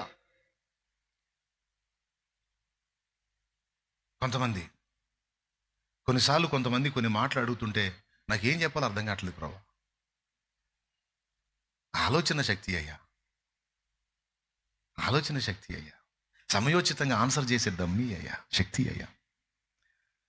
ఇలా ఇక నువ్వేం అడుగుతావు దేవుని ముందు కూర్చొని, అవన్నీ పరిశుద్ధాత్మ అనుగ్రహిస్తాడని బైబిల్లో ఉంది. యెషయా గ్రంథం 11వ అధ్యాయం చూడండి. యెషయా గ్రంథం 11వ అధ్యాయం 1వ వచనం నుంచి చూడండి. యెషయి ముద్దు నుండి చిగురు పుట్టును, వాని వేరుల నుండి అంకురము ఎదిగి ఫలించును. యెహోవా ఆత్మ జ్ఞాన వివేకములకు ఆధారముగు ఆత్మ. అద్దుగో, నీ జ్ఞానం కావాలా? ఆధారం ఆత్మే. వివేచన వివేకాలు కావాలా? ఆధారం ఆత్మే. ఆలోచన బలములకు ఆధారముగు ఆత్మ. అదిగదిగదిగో ఆలోచన అండ్ బలము కూడా ఆధారం ఆయనే. తెలివియు యెహోవా ఎడల భయభక్తులను పుట్టించు ఆత్మ అతని మీద నిలుచును. చాలు. ఆత్మ ఆత్మ ఆత్మ అని వరుసగా చెప్పాడు చూడండి. యెహోవా ఆత్మ, జ్ఞాన వివేకములకు ఆధారమగు ఆత్మ, ఆలోచన బలములకు ఆధారమగు ఆత్మ, యెహోవా ఎడల భయభక్తులు పుట్టించు ఆత్మ. ఇదంతా ఎవరంట? ఈ 4 ఇంకా ఏమన్నానా? పరలోక ప్రార్థన మనం చేశాం కదా ఇందాక. పరలోకమందున్న మా తండ్రి అని ప్రభు నేర్పిన ప్రార్థన చేశాం కదా. అందులో నేడు మాకు కావలసిన అనుదిన ఆహారం మాకు దయచేయని అడిగారు కదా. శరీర ఆహారం అంటే కష్టపడతాం, ఆ పని చూపించేది కూడా దేవుడేలే. ఆ పని చేయటానికి ఏ రోగాలు లేకుండా ఆరోగ్యం ఇచ్చేది కూడా దేవుడేలే. పని చేసిన దగ్గర డబ్బులు ఎగ్గొట్టకుండా ఇచ్చాడంటే కూడా దేవుడి దయ్యాలే. లేకపోతే ఈ మూడిట్లో ఏది జరిగినా అయిపోయినట్టే. ఆరోగ్యం లేనిది పని చేయలేం, ఆరోగ్యం ఉండి పని లేకపోతే చేయలేం. ఆరోగ్యం ఉండి పని చేసి కూడా వాడికి మనసు లేక డబ్బులు ఎగ్గొట్టాడు అనుకో, నెత్తిన కొట్టేసుకుంటాం. అట్లా చాలామంది పాపం ఇబ్బంది పడ్డారు, చేసిన వాళ్ళు డబ్బులు ఎగ్గొట్టి. వాస్తవా కాదా? సో అక్కడ ఇవన్నీ జరుగుతూ ఏదో నీకు వచ్చేది వచ్చి నువ్వు ఇల్లు జరుగుతుందంటే ఎవరి దయ? డౌట్ లేదుగా. అక్కడ హెల్ప్ చేయాలన్నా దేవుడే. ఇకపోతే భౌతికంగా మనకు ఆహారం పెట్టేది ఆయనే. ఏమన్నా అనుమానమా? లేదుగా. ఎగస్టాలు లేవుగా. ఎవరు పెడుతున్నారు నీకు ఆహారం? వామ్మ ఏందండి ఎవరు చెప్పట్లేదు? దేవుడి దయ అనరేందండి? మరేంది? దేవుడి దయే, రైట్. మీరేం నోటు సనుకుంటుంటే నాకు ఆలోచన కలుగుతుంది, ఎవరి దయతో వస్తుందో అని. దేవుడి దయగా. రైట్. మాకు కావలసిన అనుదిన ఆహారం అంటే లోకస్తులేమో జస్ట్ ఫుడ్డే అడుగుతారు. మనకి శరీర సంబంధమైన ఆహారం సరిపోయిద్దా, మనకి ఇంకొక ఆహారం ఉందా? అది ఏందది? ఆత్మీయ ఆహారం అనగానేమి? నీ వాక్యమే నా పరవశము, నీ వాక్యమే నా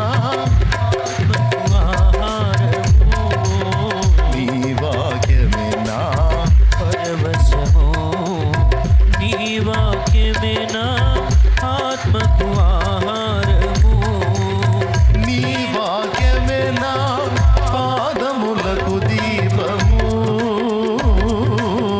నీ వాక్యమే నా పాదములకు దీపము,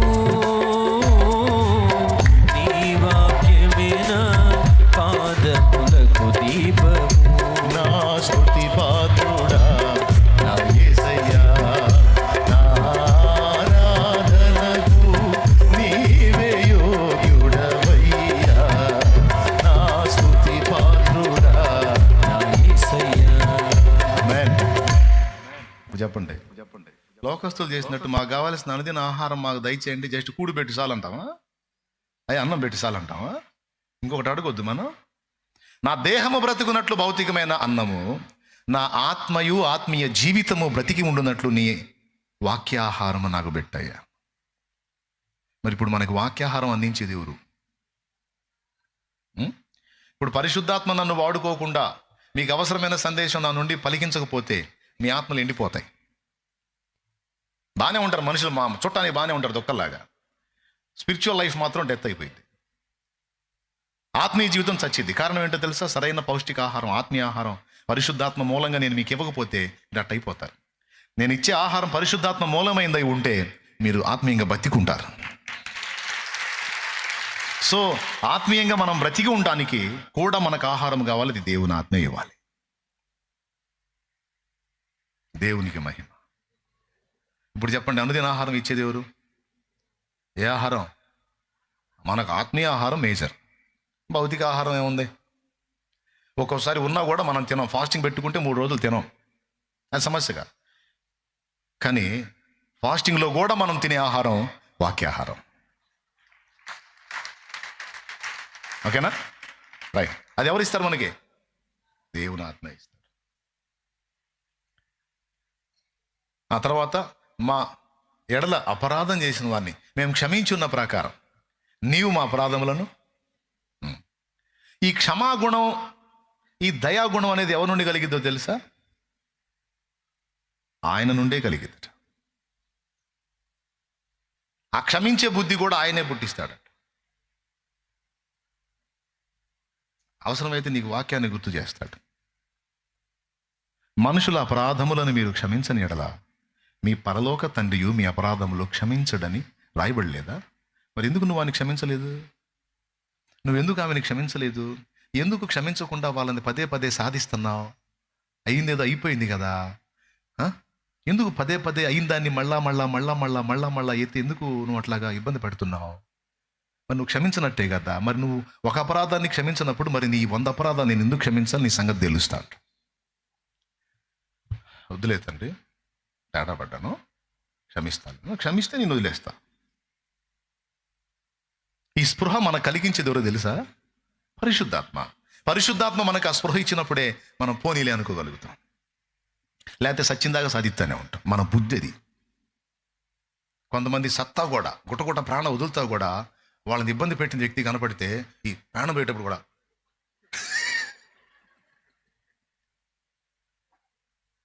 ఇటు పక్క కనపడ్డారు అనుకో, తలకి ఎడ తిప్పి అంటే వాళ్ళకి ఇష్టం లేని వ్యక్తులు కనపడితే వాళ్ళని క్షమించడానికి మనసు ఉండదు.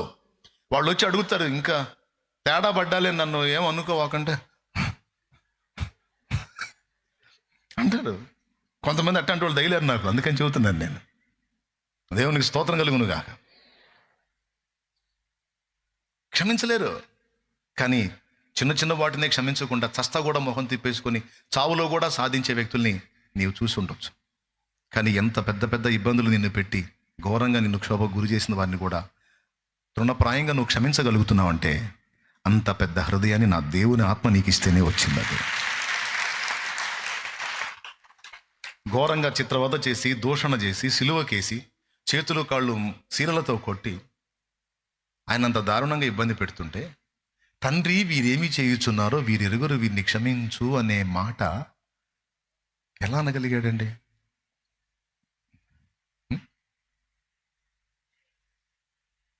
సరే, ఆయన అన్నాడు తీసేయి. అపోస్తల కార్యం 7లో స్టెఫన్ ఎలా అనగలిగాడు? ఒకసారి చూడండి ఏం పోయింది. ఈరోజు నువ్వు క్షమించలేకపోతున్నావు అంటే పరిశుద్ధాత్మ శక్తి పొందలా. నువ్వు పరిశుద్ధాత్మ పనిచేయటంలా నీ మీద పనిచేస్తే, ఆత్మశక్తి పనిచేస్తే ఖచ్చితంగా క్షమించగలుగుతావు. క్షమించలేకపోతున్నావు అంటే పరిశుద్ధాత్మ ప్రభావం ఇంకా పొందలా నువ్వు. అదే వాస్తవం ఇక్కడ. చూడు, అపోస్తల కార్యములు 7వ అధ్యాయం ఒకసారి తీసుకోండి. చివరి వచనాలకి వెళ్ళిపో. 60వ వచనం చదువు. అతడు మోకాల్లోని, ప్రభువా వారి మీద ఈ పాపము మోపకమని గొప్ప శబ్దముతో పలికెను. ఈ మాట పలికి నిద్రించెను. చాలు. ఏం చేశారు వాళ్ళు? ఏం చేశారండి వాళ్ళు? 58వ వచనం చదువు. పట్టణపు వెలుపలికి అతన్ని వెళ్ళగొట్టి రాళ్ళు రువ్వి చంపిరి. అది రాళ్ళు తీసుకొని పట పట పట పట చచ్చిపోయేటట్టు కొడతంటే బూతులు తిట్టకుండా ఎవరైనా ఉంటారా? శాపాలు పెట్టకుండా ఎవరైనా ఉంటారా? అదే ఇంత మాట అంటేనే 100 మాటలు తిరిగి అంటాం మనం. ఇంత మాట అంటే 100 మాటలు తిరిగి అంటాం మనం. క్షమించలేము, దరిద్రం అదే. కానీ ఆంచున రాళ్ళు తీసుకొని శరీరం అంతా తూట్లు అయ్యేటట్టు కొడతంటే, ప్రాణం వదిలేటప్పుడు మోకాళ్ళుని, ప్రభువా ఈ పాపము వారి మీద మోపకము, వారిని క్షమించమని చచ్చిపోయాడండి. క్షమించమని చచ్చిపోయాడు. దేని ద్వారా జరిగిందో తెలుసా? చూడండి పైన 55వ వచనం. అయితే అతడు పరిశుద్ధాత్మతో నిండుకొనిన వాడై. అబ్బా, అది అది అది అది పరిశుద్ధాత్మతో నిండుకున్నందున రాళ్లతో కొట్టిన ప్రభు వాళ్ళు వదిలేసేయమన్నాడు. ఈ పాపం వాళ్ళ మీద మోపకన్నాడు. పరిశుద్ధాత్మ కొంచెముగా పొందాం మనం. పరిశుద్ధాత్మ కొంచెముగా పొంది ఊగిసలాడుతున్నాం. లేఖనం ఏం చెప్పిందంటే ఆత్మ పూర్ణులము కావాలని చెప్తుంది. ఇప్పుడు మీ అందరిలో పరిశుద్ధాత్మ ఉన్నాడు. పరిశుద్ధాత్మ శక్తి కొద్దిగా గొప్ప పని చేస్తుంది కాబట్టి ఏడదాకా వచ్చారు మీరు. అసలు లేనోళ్ళు కాదు. అయితే కొంచెముగా దైవాత్మను పొంది ఉన్నారు. నేను చెప్పలా, వాక్యం చెప్పింది చూడు. మలాకి గ్రంథము 2వ అధ్యాయము 15వ వచనం చదువు. కొంచెముగా దైవాత్మను పొందుట అనేది ఉంది అక్కడ చూడు. కొంచెముగా నైనను దైవాత్మ నొందిన వారిలో ఎవరునూ ఇలాగున చేయలేదు. ఎప్పుడన్నా ఆ మాటను గురించి ఆలోచించారా? కొంచెముగా దైవాత్మను పొందటం ఏంటి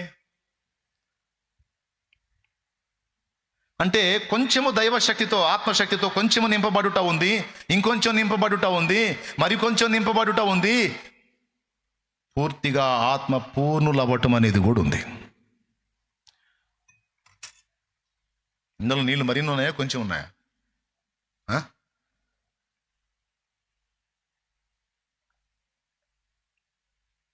ఇప్పుడు కొంచెముగా, ఇప్పుడు నీళ్ళు ఇందులో ఉన్నాయా లేవా? ఉన్నాయా లేవా? అట్లాగే మనలో కూడా ఆత్మశక్తి ఉందా లేదా? పరిశుద్ధాత్ముడు ఆయన శక్తి కొద్దిగా గొప్ప ఎట్టుందన్నమాట.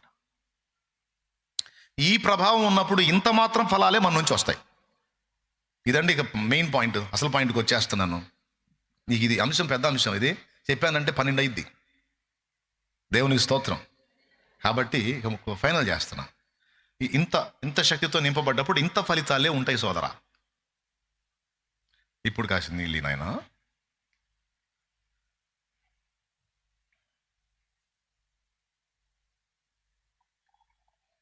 అంత శక్తితో నింపబడ్డప్పుడు అంత ఫలితాలు.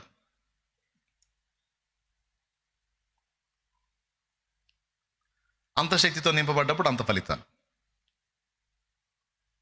ఇదేంది, ఇన్ని కేటగిరీలుగా ఉంటుందా, ఇన్ని రకాలుగా ఉంటుందా అని అడుగుతారేమో. నేను చూపించాగా కొంచెముగా. రైట్, ఇక్కడ చూడండి. ఇక అంత నింపబడితే అంత ఫలితాలు ఉంటాయి. యేసయ్య అయితే ఆత్మ పూర్ణుడట. ఇక ఫుల్ కొలత లేదట, పొర్లిపోయేంత అభిషేకం ఉంది ఆయన మీద. వాక్యం ఏం చెబుతుందంటే, ఇంకో ఖాళీది,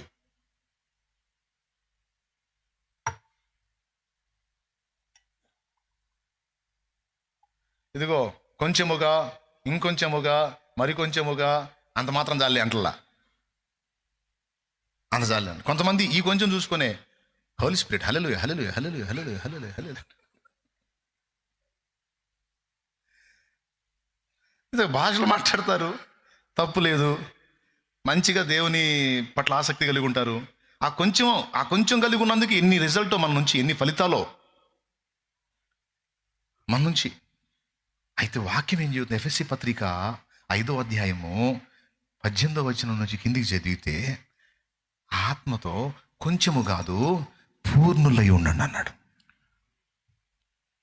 మరియు మద్యముతో మత్తులై ఉండండి.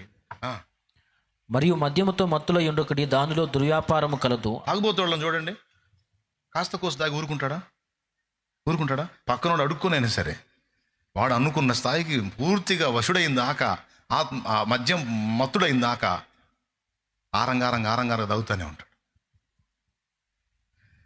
ఇక బాగా ఎక్కిన తర్వాత అప్పుడు తిరుగుతుంటాయి రోడ్లు, బజార్లు, కొట్లు, షాపులు అన్నీ తిరిగి స్టడీ అంటుంటాడు అనమాట. వాడు తేడా పడి కొట్లన్నిటిని ఆపుతుంటాడు. అడవాకి ఇటు తిరుగు. ఆత్మ పూర్ణులగుట అంటే అది, ఇక గ్యాప్ లేదన్నట్టు. ఇప్పుడు మీరు పరిశుద్ధాత్మను కలిగి ఉన్నారా లేదా? అయితే ఇప్పుడు మీ ఫలితాలను బట్టి, మీ నుండి వ్యక్తమవుతున్న వ్యక్తతలను బట్టి మీరు ఆత్మ పూర్ణులై ఉన్నారో, కొద్ది గొప్ప ఆత్మను కలిగి ఉన్నారో, సగం మాత్రం ఆత్మను కలిగి ఉన్నారో, మీరు ఏ స్థాయిలో ఉన్నారో మీ నుండి వ్యక్తమయ్యేటువంటి వ్యక్తతలను బట్టి మీరు అంచనా వేయొచ్చు. అయిపోయింది. దేవునికి స్తోత్రం కలుగునుగా. అంటే ఇప్పుడు మనలో ఉన్న ఆ వెలితిని గుర్తుపట్టాలి. నేను కలిగి ఉన్నాను కానీ దేవుని ఆత్మని, అయితే ఆత్మ పూర్ణుడు అయితే లేను. ఆత్మ పూర్ణుడైన వాడు, వినండి బాగా, ఇంకా ఫైనల్, నిజంగా ముగిస్తాను. నిజంగా అంటే ఎవరిని ఇబ్బంది పెట్టడం ఇష్టం ఉంటుంది నాకు, అందుకని. ఆత్మ పూర్ణుడైన వాడు ఒక మెట్లోకి వెళ్ళిపోతాడు, ఆత్మ వశుడైపోతాడు. ఇక తను ఏం చేసినా, ఎటుపోయినా ఇక తన చేతుల్లో ఉండదంతా. ఓబద్య ఏలియాతో అంటాడు, నువ్వు దేవుని ఆత్మ కలిగిన వాడివి, నేను ఇక్కడ ఉంటాను అహాబుకు చెప్పని చెబుతున్నావు నాకు. నేను పోయి ఆయన తీసుకొస్తాడు, అసలు సైకోవాడు, ఆయన తీసుకొస్తాను. నేను ఆయన తీసుకొచ్చేటప్పటికి యెహోవాత్మ నిన్ను ఎక్కడికి కొంచుపోవునో నాకు తెలియదు కదా. అంటే ఏం చెబుతున్నాడో తెలుసా? అయ్యా ఏలియా, నువ్వు ఆత్మవశుడివి, పరిశుద్ధాత్మ నిన్ను ఒక దగ్గర ఉంచాడు, ఆయన ఎటు తీసుకెళ్తాడు పోతావు నువ్వు.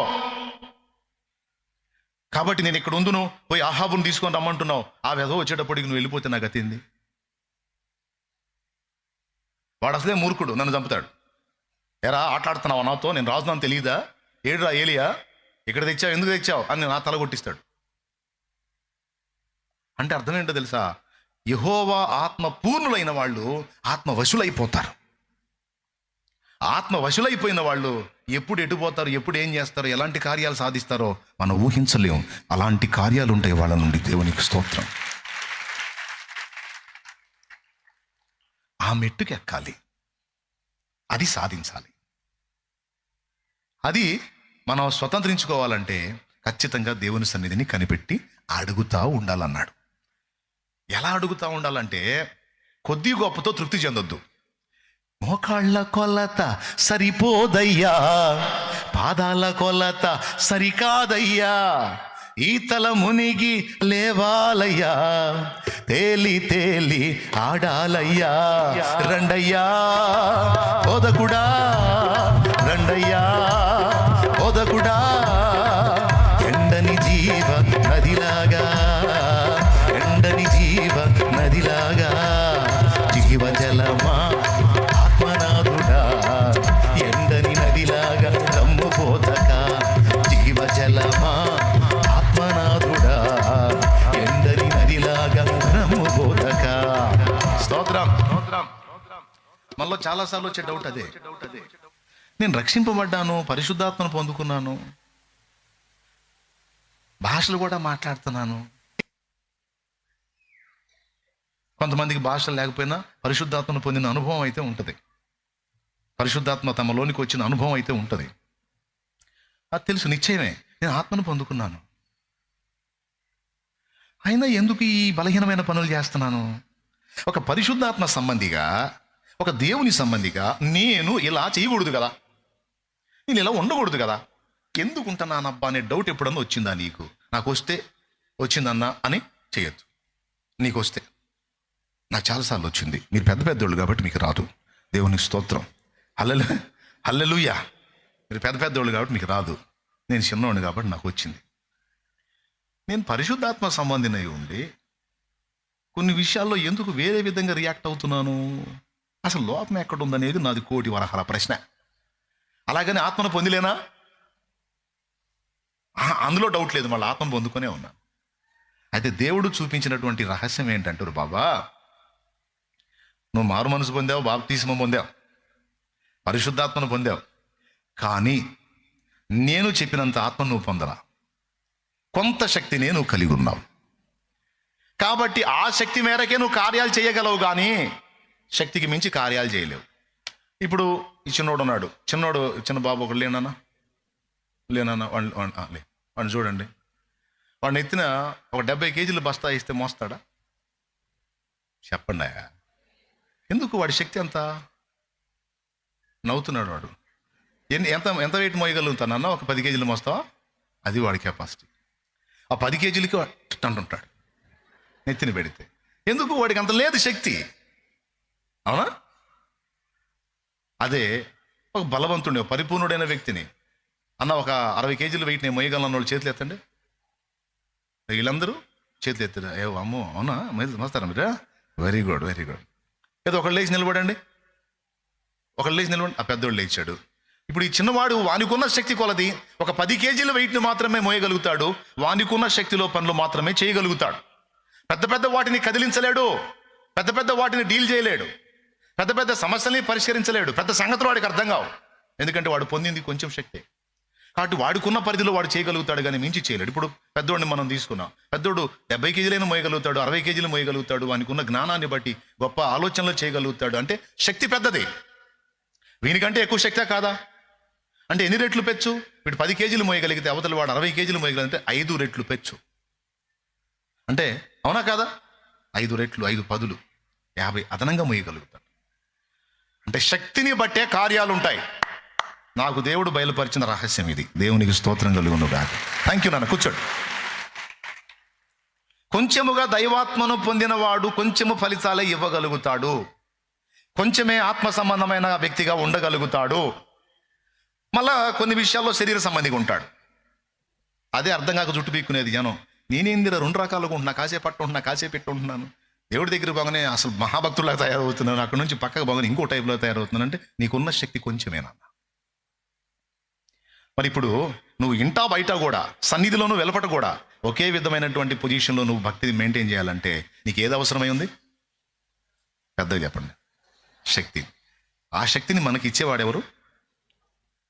పరిశుద్ధాత్మ. ఆ పరిశుద్ధాత్మ శక్తిగా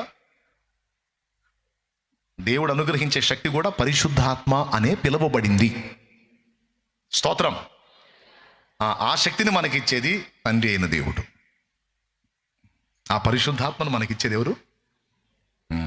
ఆ శక్తినే స్నేహితుడు తన స్నేహితుని దగ్గరికి వెళ్ళి సిగ్గుమాలి మాటిమాటికి అడిగి బ్రతిమలాడి పొందినట్టు ఆయన శక్తితో ఇంకా ఇంకా ఇంకా ఇంకా నింపబడి ఆత్మ పూర్ణులై ఆత్మ వశులయ్యేంత వరకు పట్టు వదలకండి.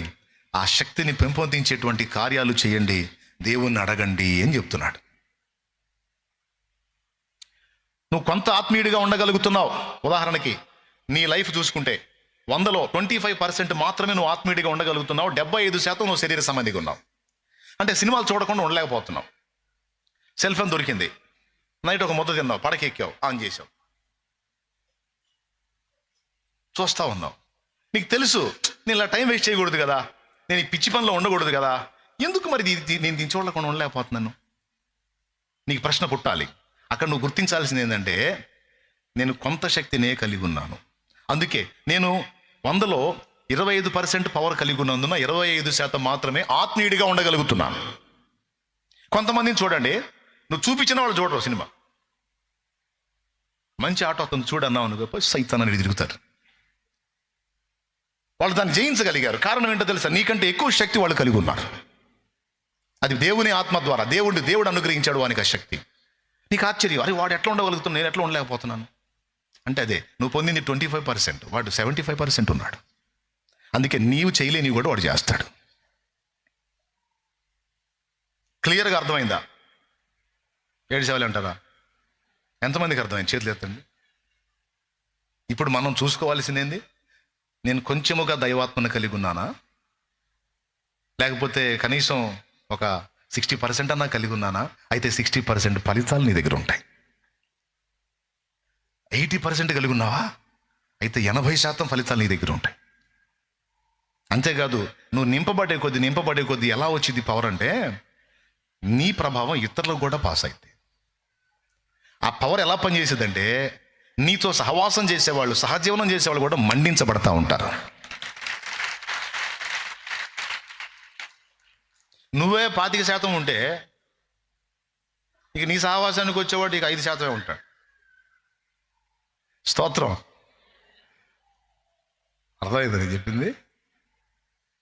అందరికీ ఉపయోగపడింది. అందుకే ఈ రహస్యాన్ని ఎరిగి, నాకు అది కావాలి, ఇది కావాలి, అది కావాలి, ఇది కావాలని అడగటం కదా, అన్నిటినీ సాధించి పెట్టేది పరిశుద్ధాత్మ. ఆ పరిశుద్ధాత్మను దేవుణ్ణి అడిగి పొందగలరు మీరు. అడగండి, వెతకండి, దేవుని తలుపు తట్టండి, ఇస్తాడు. నింపమని అడగండి, శక్తితో నింపమని అడగండి, బలముతో నింపమని అడగండి, ఆత్మవశుని చేయమని అడగండి, ఆత్మపూర్ణాలని చేయమని అడగండి. ఏమండి, ఇక లాస్ట్ మాట, మీకు నిరీక్షణ కోసం, నమ్మకం కోసం నిలబడ్డా కూడా. స్తోత్రం. హల్లెలూయా. ఇప్పుడు ఇక్కడ మనం దేవుణ్ణి అడుగుతాం, దేవుడు తన ఆత్మని ఇస్తాడు. ఏ స్థాయిలో ఇచ్చాడో ఆ స్థాయిలోనే మన దగ్గర ఆత్మీయ ఫలితాలు ఉంటాయి. ఓకే. కొంతమంది ఏ రేంజ్కి వెళ్ళిపోతారంటే, వాళ్ళు 25% నుంచి 50%, 70%కి వెళ్ళిపోయి ఆత్మవశులైపోయి ఇతరులను ప్రభావితం చేసి సేవకులు కూడా అవుతారు, సేవకురాళ్ళు కూడా అవుతారు. స్తోత్రం. బాగుంది. అయితే ఇక్కడ గమనించాల్సింది ఏంటంటే, మనం ఇతరులను కూడా మండించడం మొదలుపెట్టి దేవుని పనిలోనికి ఎంటర్ అయిన తర్వాత మనం నింపుకున్న శక్తి తరుగుతూ ఉంటుంది. అది గుర్తించి మళ్ళా ఆ శక్తితో నింపబడాలి. ఇది మీకు అర్థమైతే ధన్యులే. పరిశుద్ధాత్మ అనుగ్రహించే శక్తి కొంచెముగా ఉన్న శక్తిని రెట్టింపు చేసుకునే విషయంలో మనం మెళకువ కలిగి ఉండాలి. అప్పుడే నువ్వు ఏ స్థాయిలో నింపబడతావు ఆ స్థాయిలో ఒక ఆత్మ సంబంధమైన వ్యక్తిగా ఉండగలుగుతావు. అలాంటి ఫలితాలు నీ నుంచి వస్తాయి. ఇప్పుడు నువ్వు అలాంటి పరిస్థితుల్లో లేకుండా ఒక 50% ఆత్మీయుడిగా ఉండి, ఆత్మీయురాలుగా ఉండి, ఒక 50% శరీర సంబంధిగా ఉన్నావు అంటే నువ్వు అంత మేరకే నింపబడి ఉన్నావని అర్థమైందని నీకు చెప్పాను కదా, ఇందాక చెప్పాను కదా. రైట్. అంటే నువ్వు ఇంకా నింపబడటానికి మళ్ళా దేవుణ్ణి నువ్వు అడగాలి.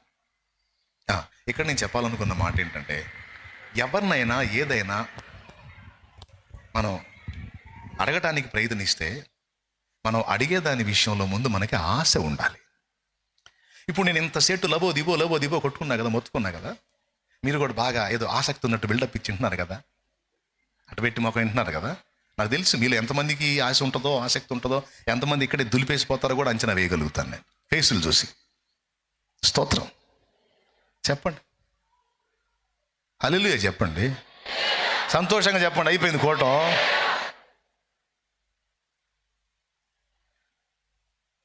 అడగాలంటే ముందు ఆశ ఉండాలి కదండి.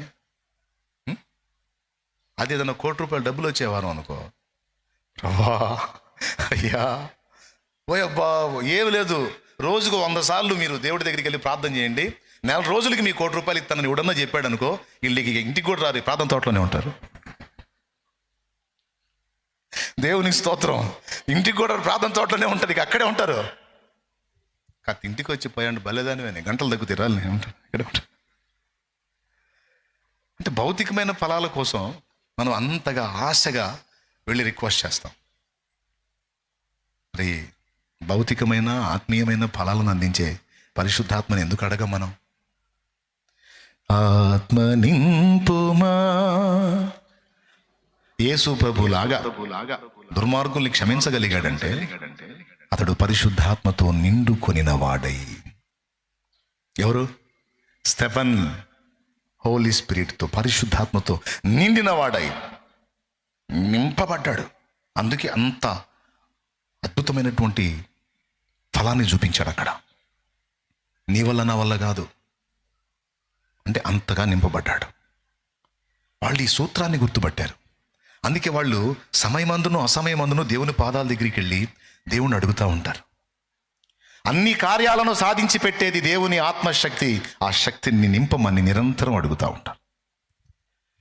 ఆ శక్తితో నింపబడితే ఎవరు సత్యబోధకులో ఎవరు దుర్బోధకులో మనకే అర్థమైతే, మనిషిని చూస్తేనే అర్థమైపోయింది. ఆ మనిషి లోట్లో నుంచి వాక్యం వెల్లడుతూ అవుతుంటేనే ఇది పరిశుద్ధాత్మ స్వరం, ఇతను పరిశుద్ధాత్మ సంబంధి లేదా ఇతను దుర్బోధకుడు అనేది వివేచించగలుగుతారు. ఆత్మశక్తి వల్లనే జరిగింది. సంభవింపబోయే సంగతులు ముందే తెలుస్తాయి. ఆత్మశక్తి వల్లనే జరిగింది. చూపిస్తాడు దేవుడు. పరిశుద్ధాత్మ వలన జరిగే కార్యాలండి. ఆత్మీయ విషయంలో బలంగా ఉండగలుగుతారు. అంతేకాదు వారి మాట శక్తివంతమై ఉంటుంది. ఇంకా ఆత్మ పూర్ణులైన వారి ద్వారా భౌతికంగా కూడా కార్యాలు జరుగుతాయి. వారు తాకినప్పుడు రోగులు స్వస్థత పొందుతారు.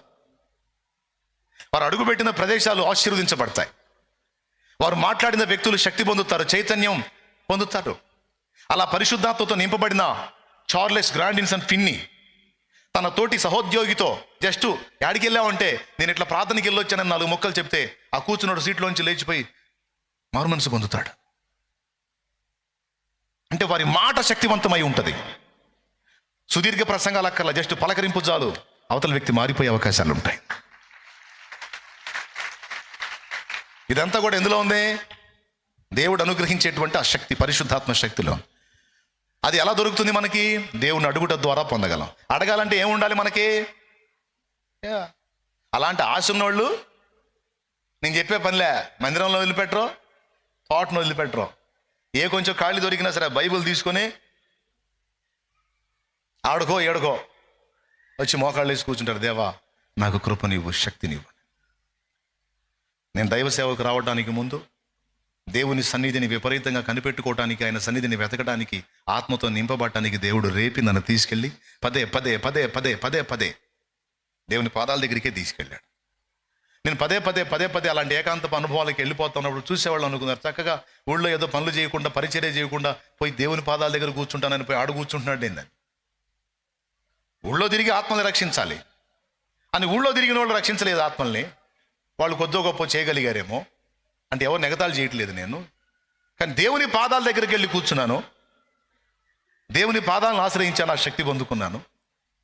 దేవుని కృపను బట్టి విస్తారమైన ఆత్మలు రక్షించబడటానికి దేవుడు కార్యం. అంటే దేవుని శక్తి లేకుండా జనాల్లో తిరిగిన ప్రయోజనం లేదు. లెగిస్తే పొద్దుస్తమానం జనాలు జనాలు జనాలు దగ్గర వాళ్ళతో గడిపితే ఏం ప్రయోజనం? జనములను ప్రభావితం చేయనట్లు దేవుని శక్తితో నింపబడాలని తెలుసుకున్నాను. ఆయన పాదాల దగ్గర కూర్చున్న కార్యాలు జరిగినాయి. మీ అందరికీ చెప్తున్నా, మీలో నిజంగా ఆత్మ సంబంధంగా బతకాలనుకునే వాళ్ళు, ఆత్మ సంబంధాలుగా ఉండాలనుకునే వాళ్ళు, ఆత్మీయంగా బలాభివృద్ధి పొంది అనేక మందికి దీవెనకరంగా ఉండాలనుకునే వాళ్ళకి దారి ఇది. లే ఇంకా చాలు.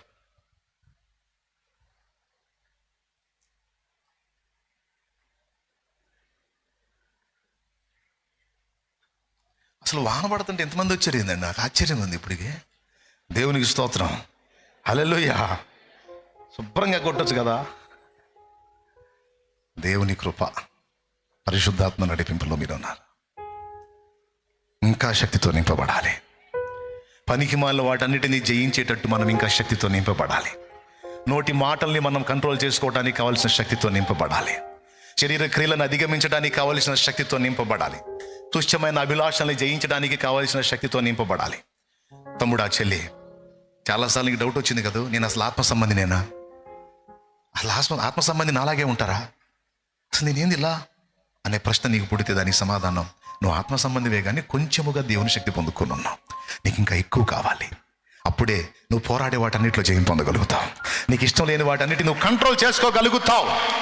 నీకు అదనపు శక్తి కావాలి. నీకున్న బలము చాలదు. పసివాడు వాడుకున్న వెయిట్ మాత్రమే, వాడుకున్న స్థాయిలో మాత్రమే పని చేయగలుగుతాడు, ఆలోచించగలుగుతాడు, బరువు మోయగలుగుతాడు. పెద్దవాడు ఇంకా ఎక్కువ చేయగలుగుతాడు. వారి శక్తిని బట్టి వారు పని చేసినట్టు, ఆలోచించినట్టు మన శక్తిని బట్టి మనం ప్రవర్తిస్తాం. ఈరోజు నీ లోపం నీకు అర్థమైంది.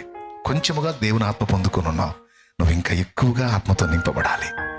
నింపబడుతూ ఆత్మ పూర్ణుడివి, ఆత్మ పూర్ణురాలివి కావాలి. తండ్రి తన అడుగు వారికి ఎంతో నిశ్చయముగా ఇస్తాడు. మంచి ఈవి అయిన పరిశుద్ధాత్మను మరి నిశ్చయంగా అనుగ్రహిస్తాడు.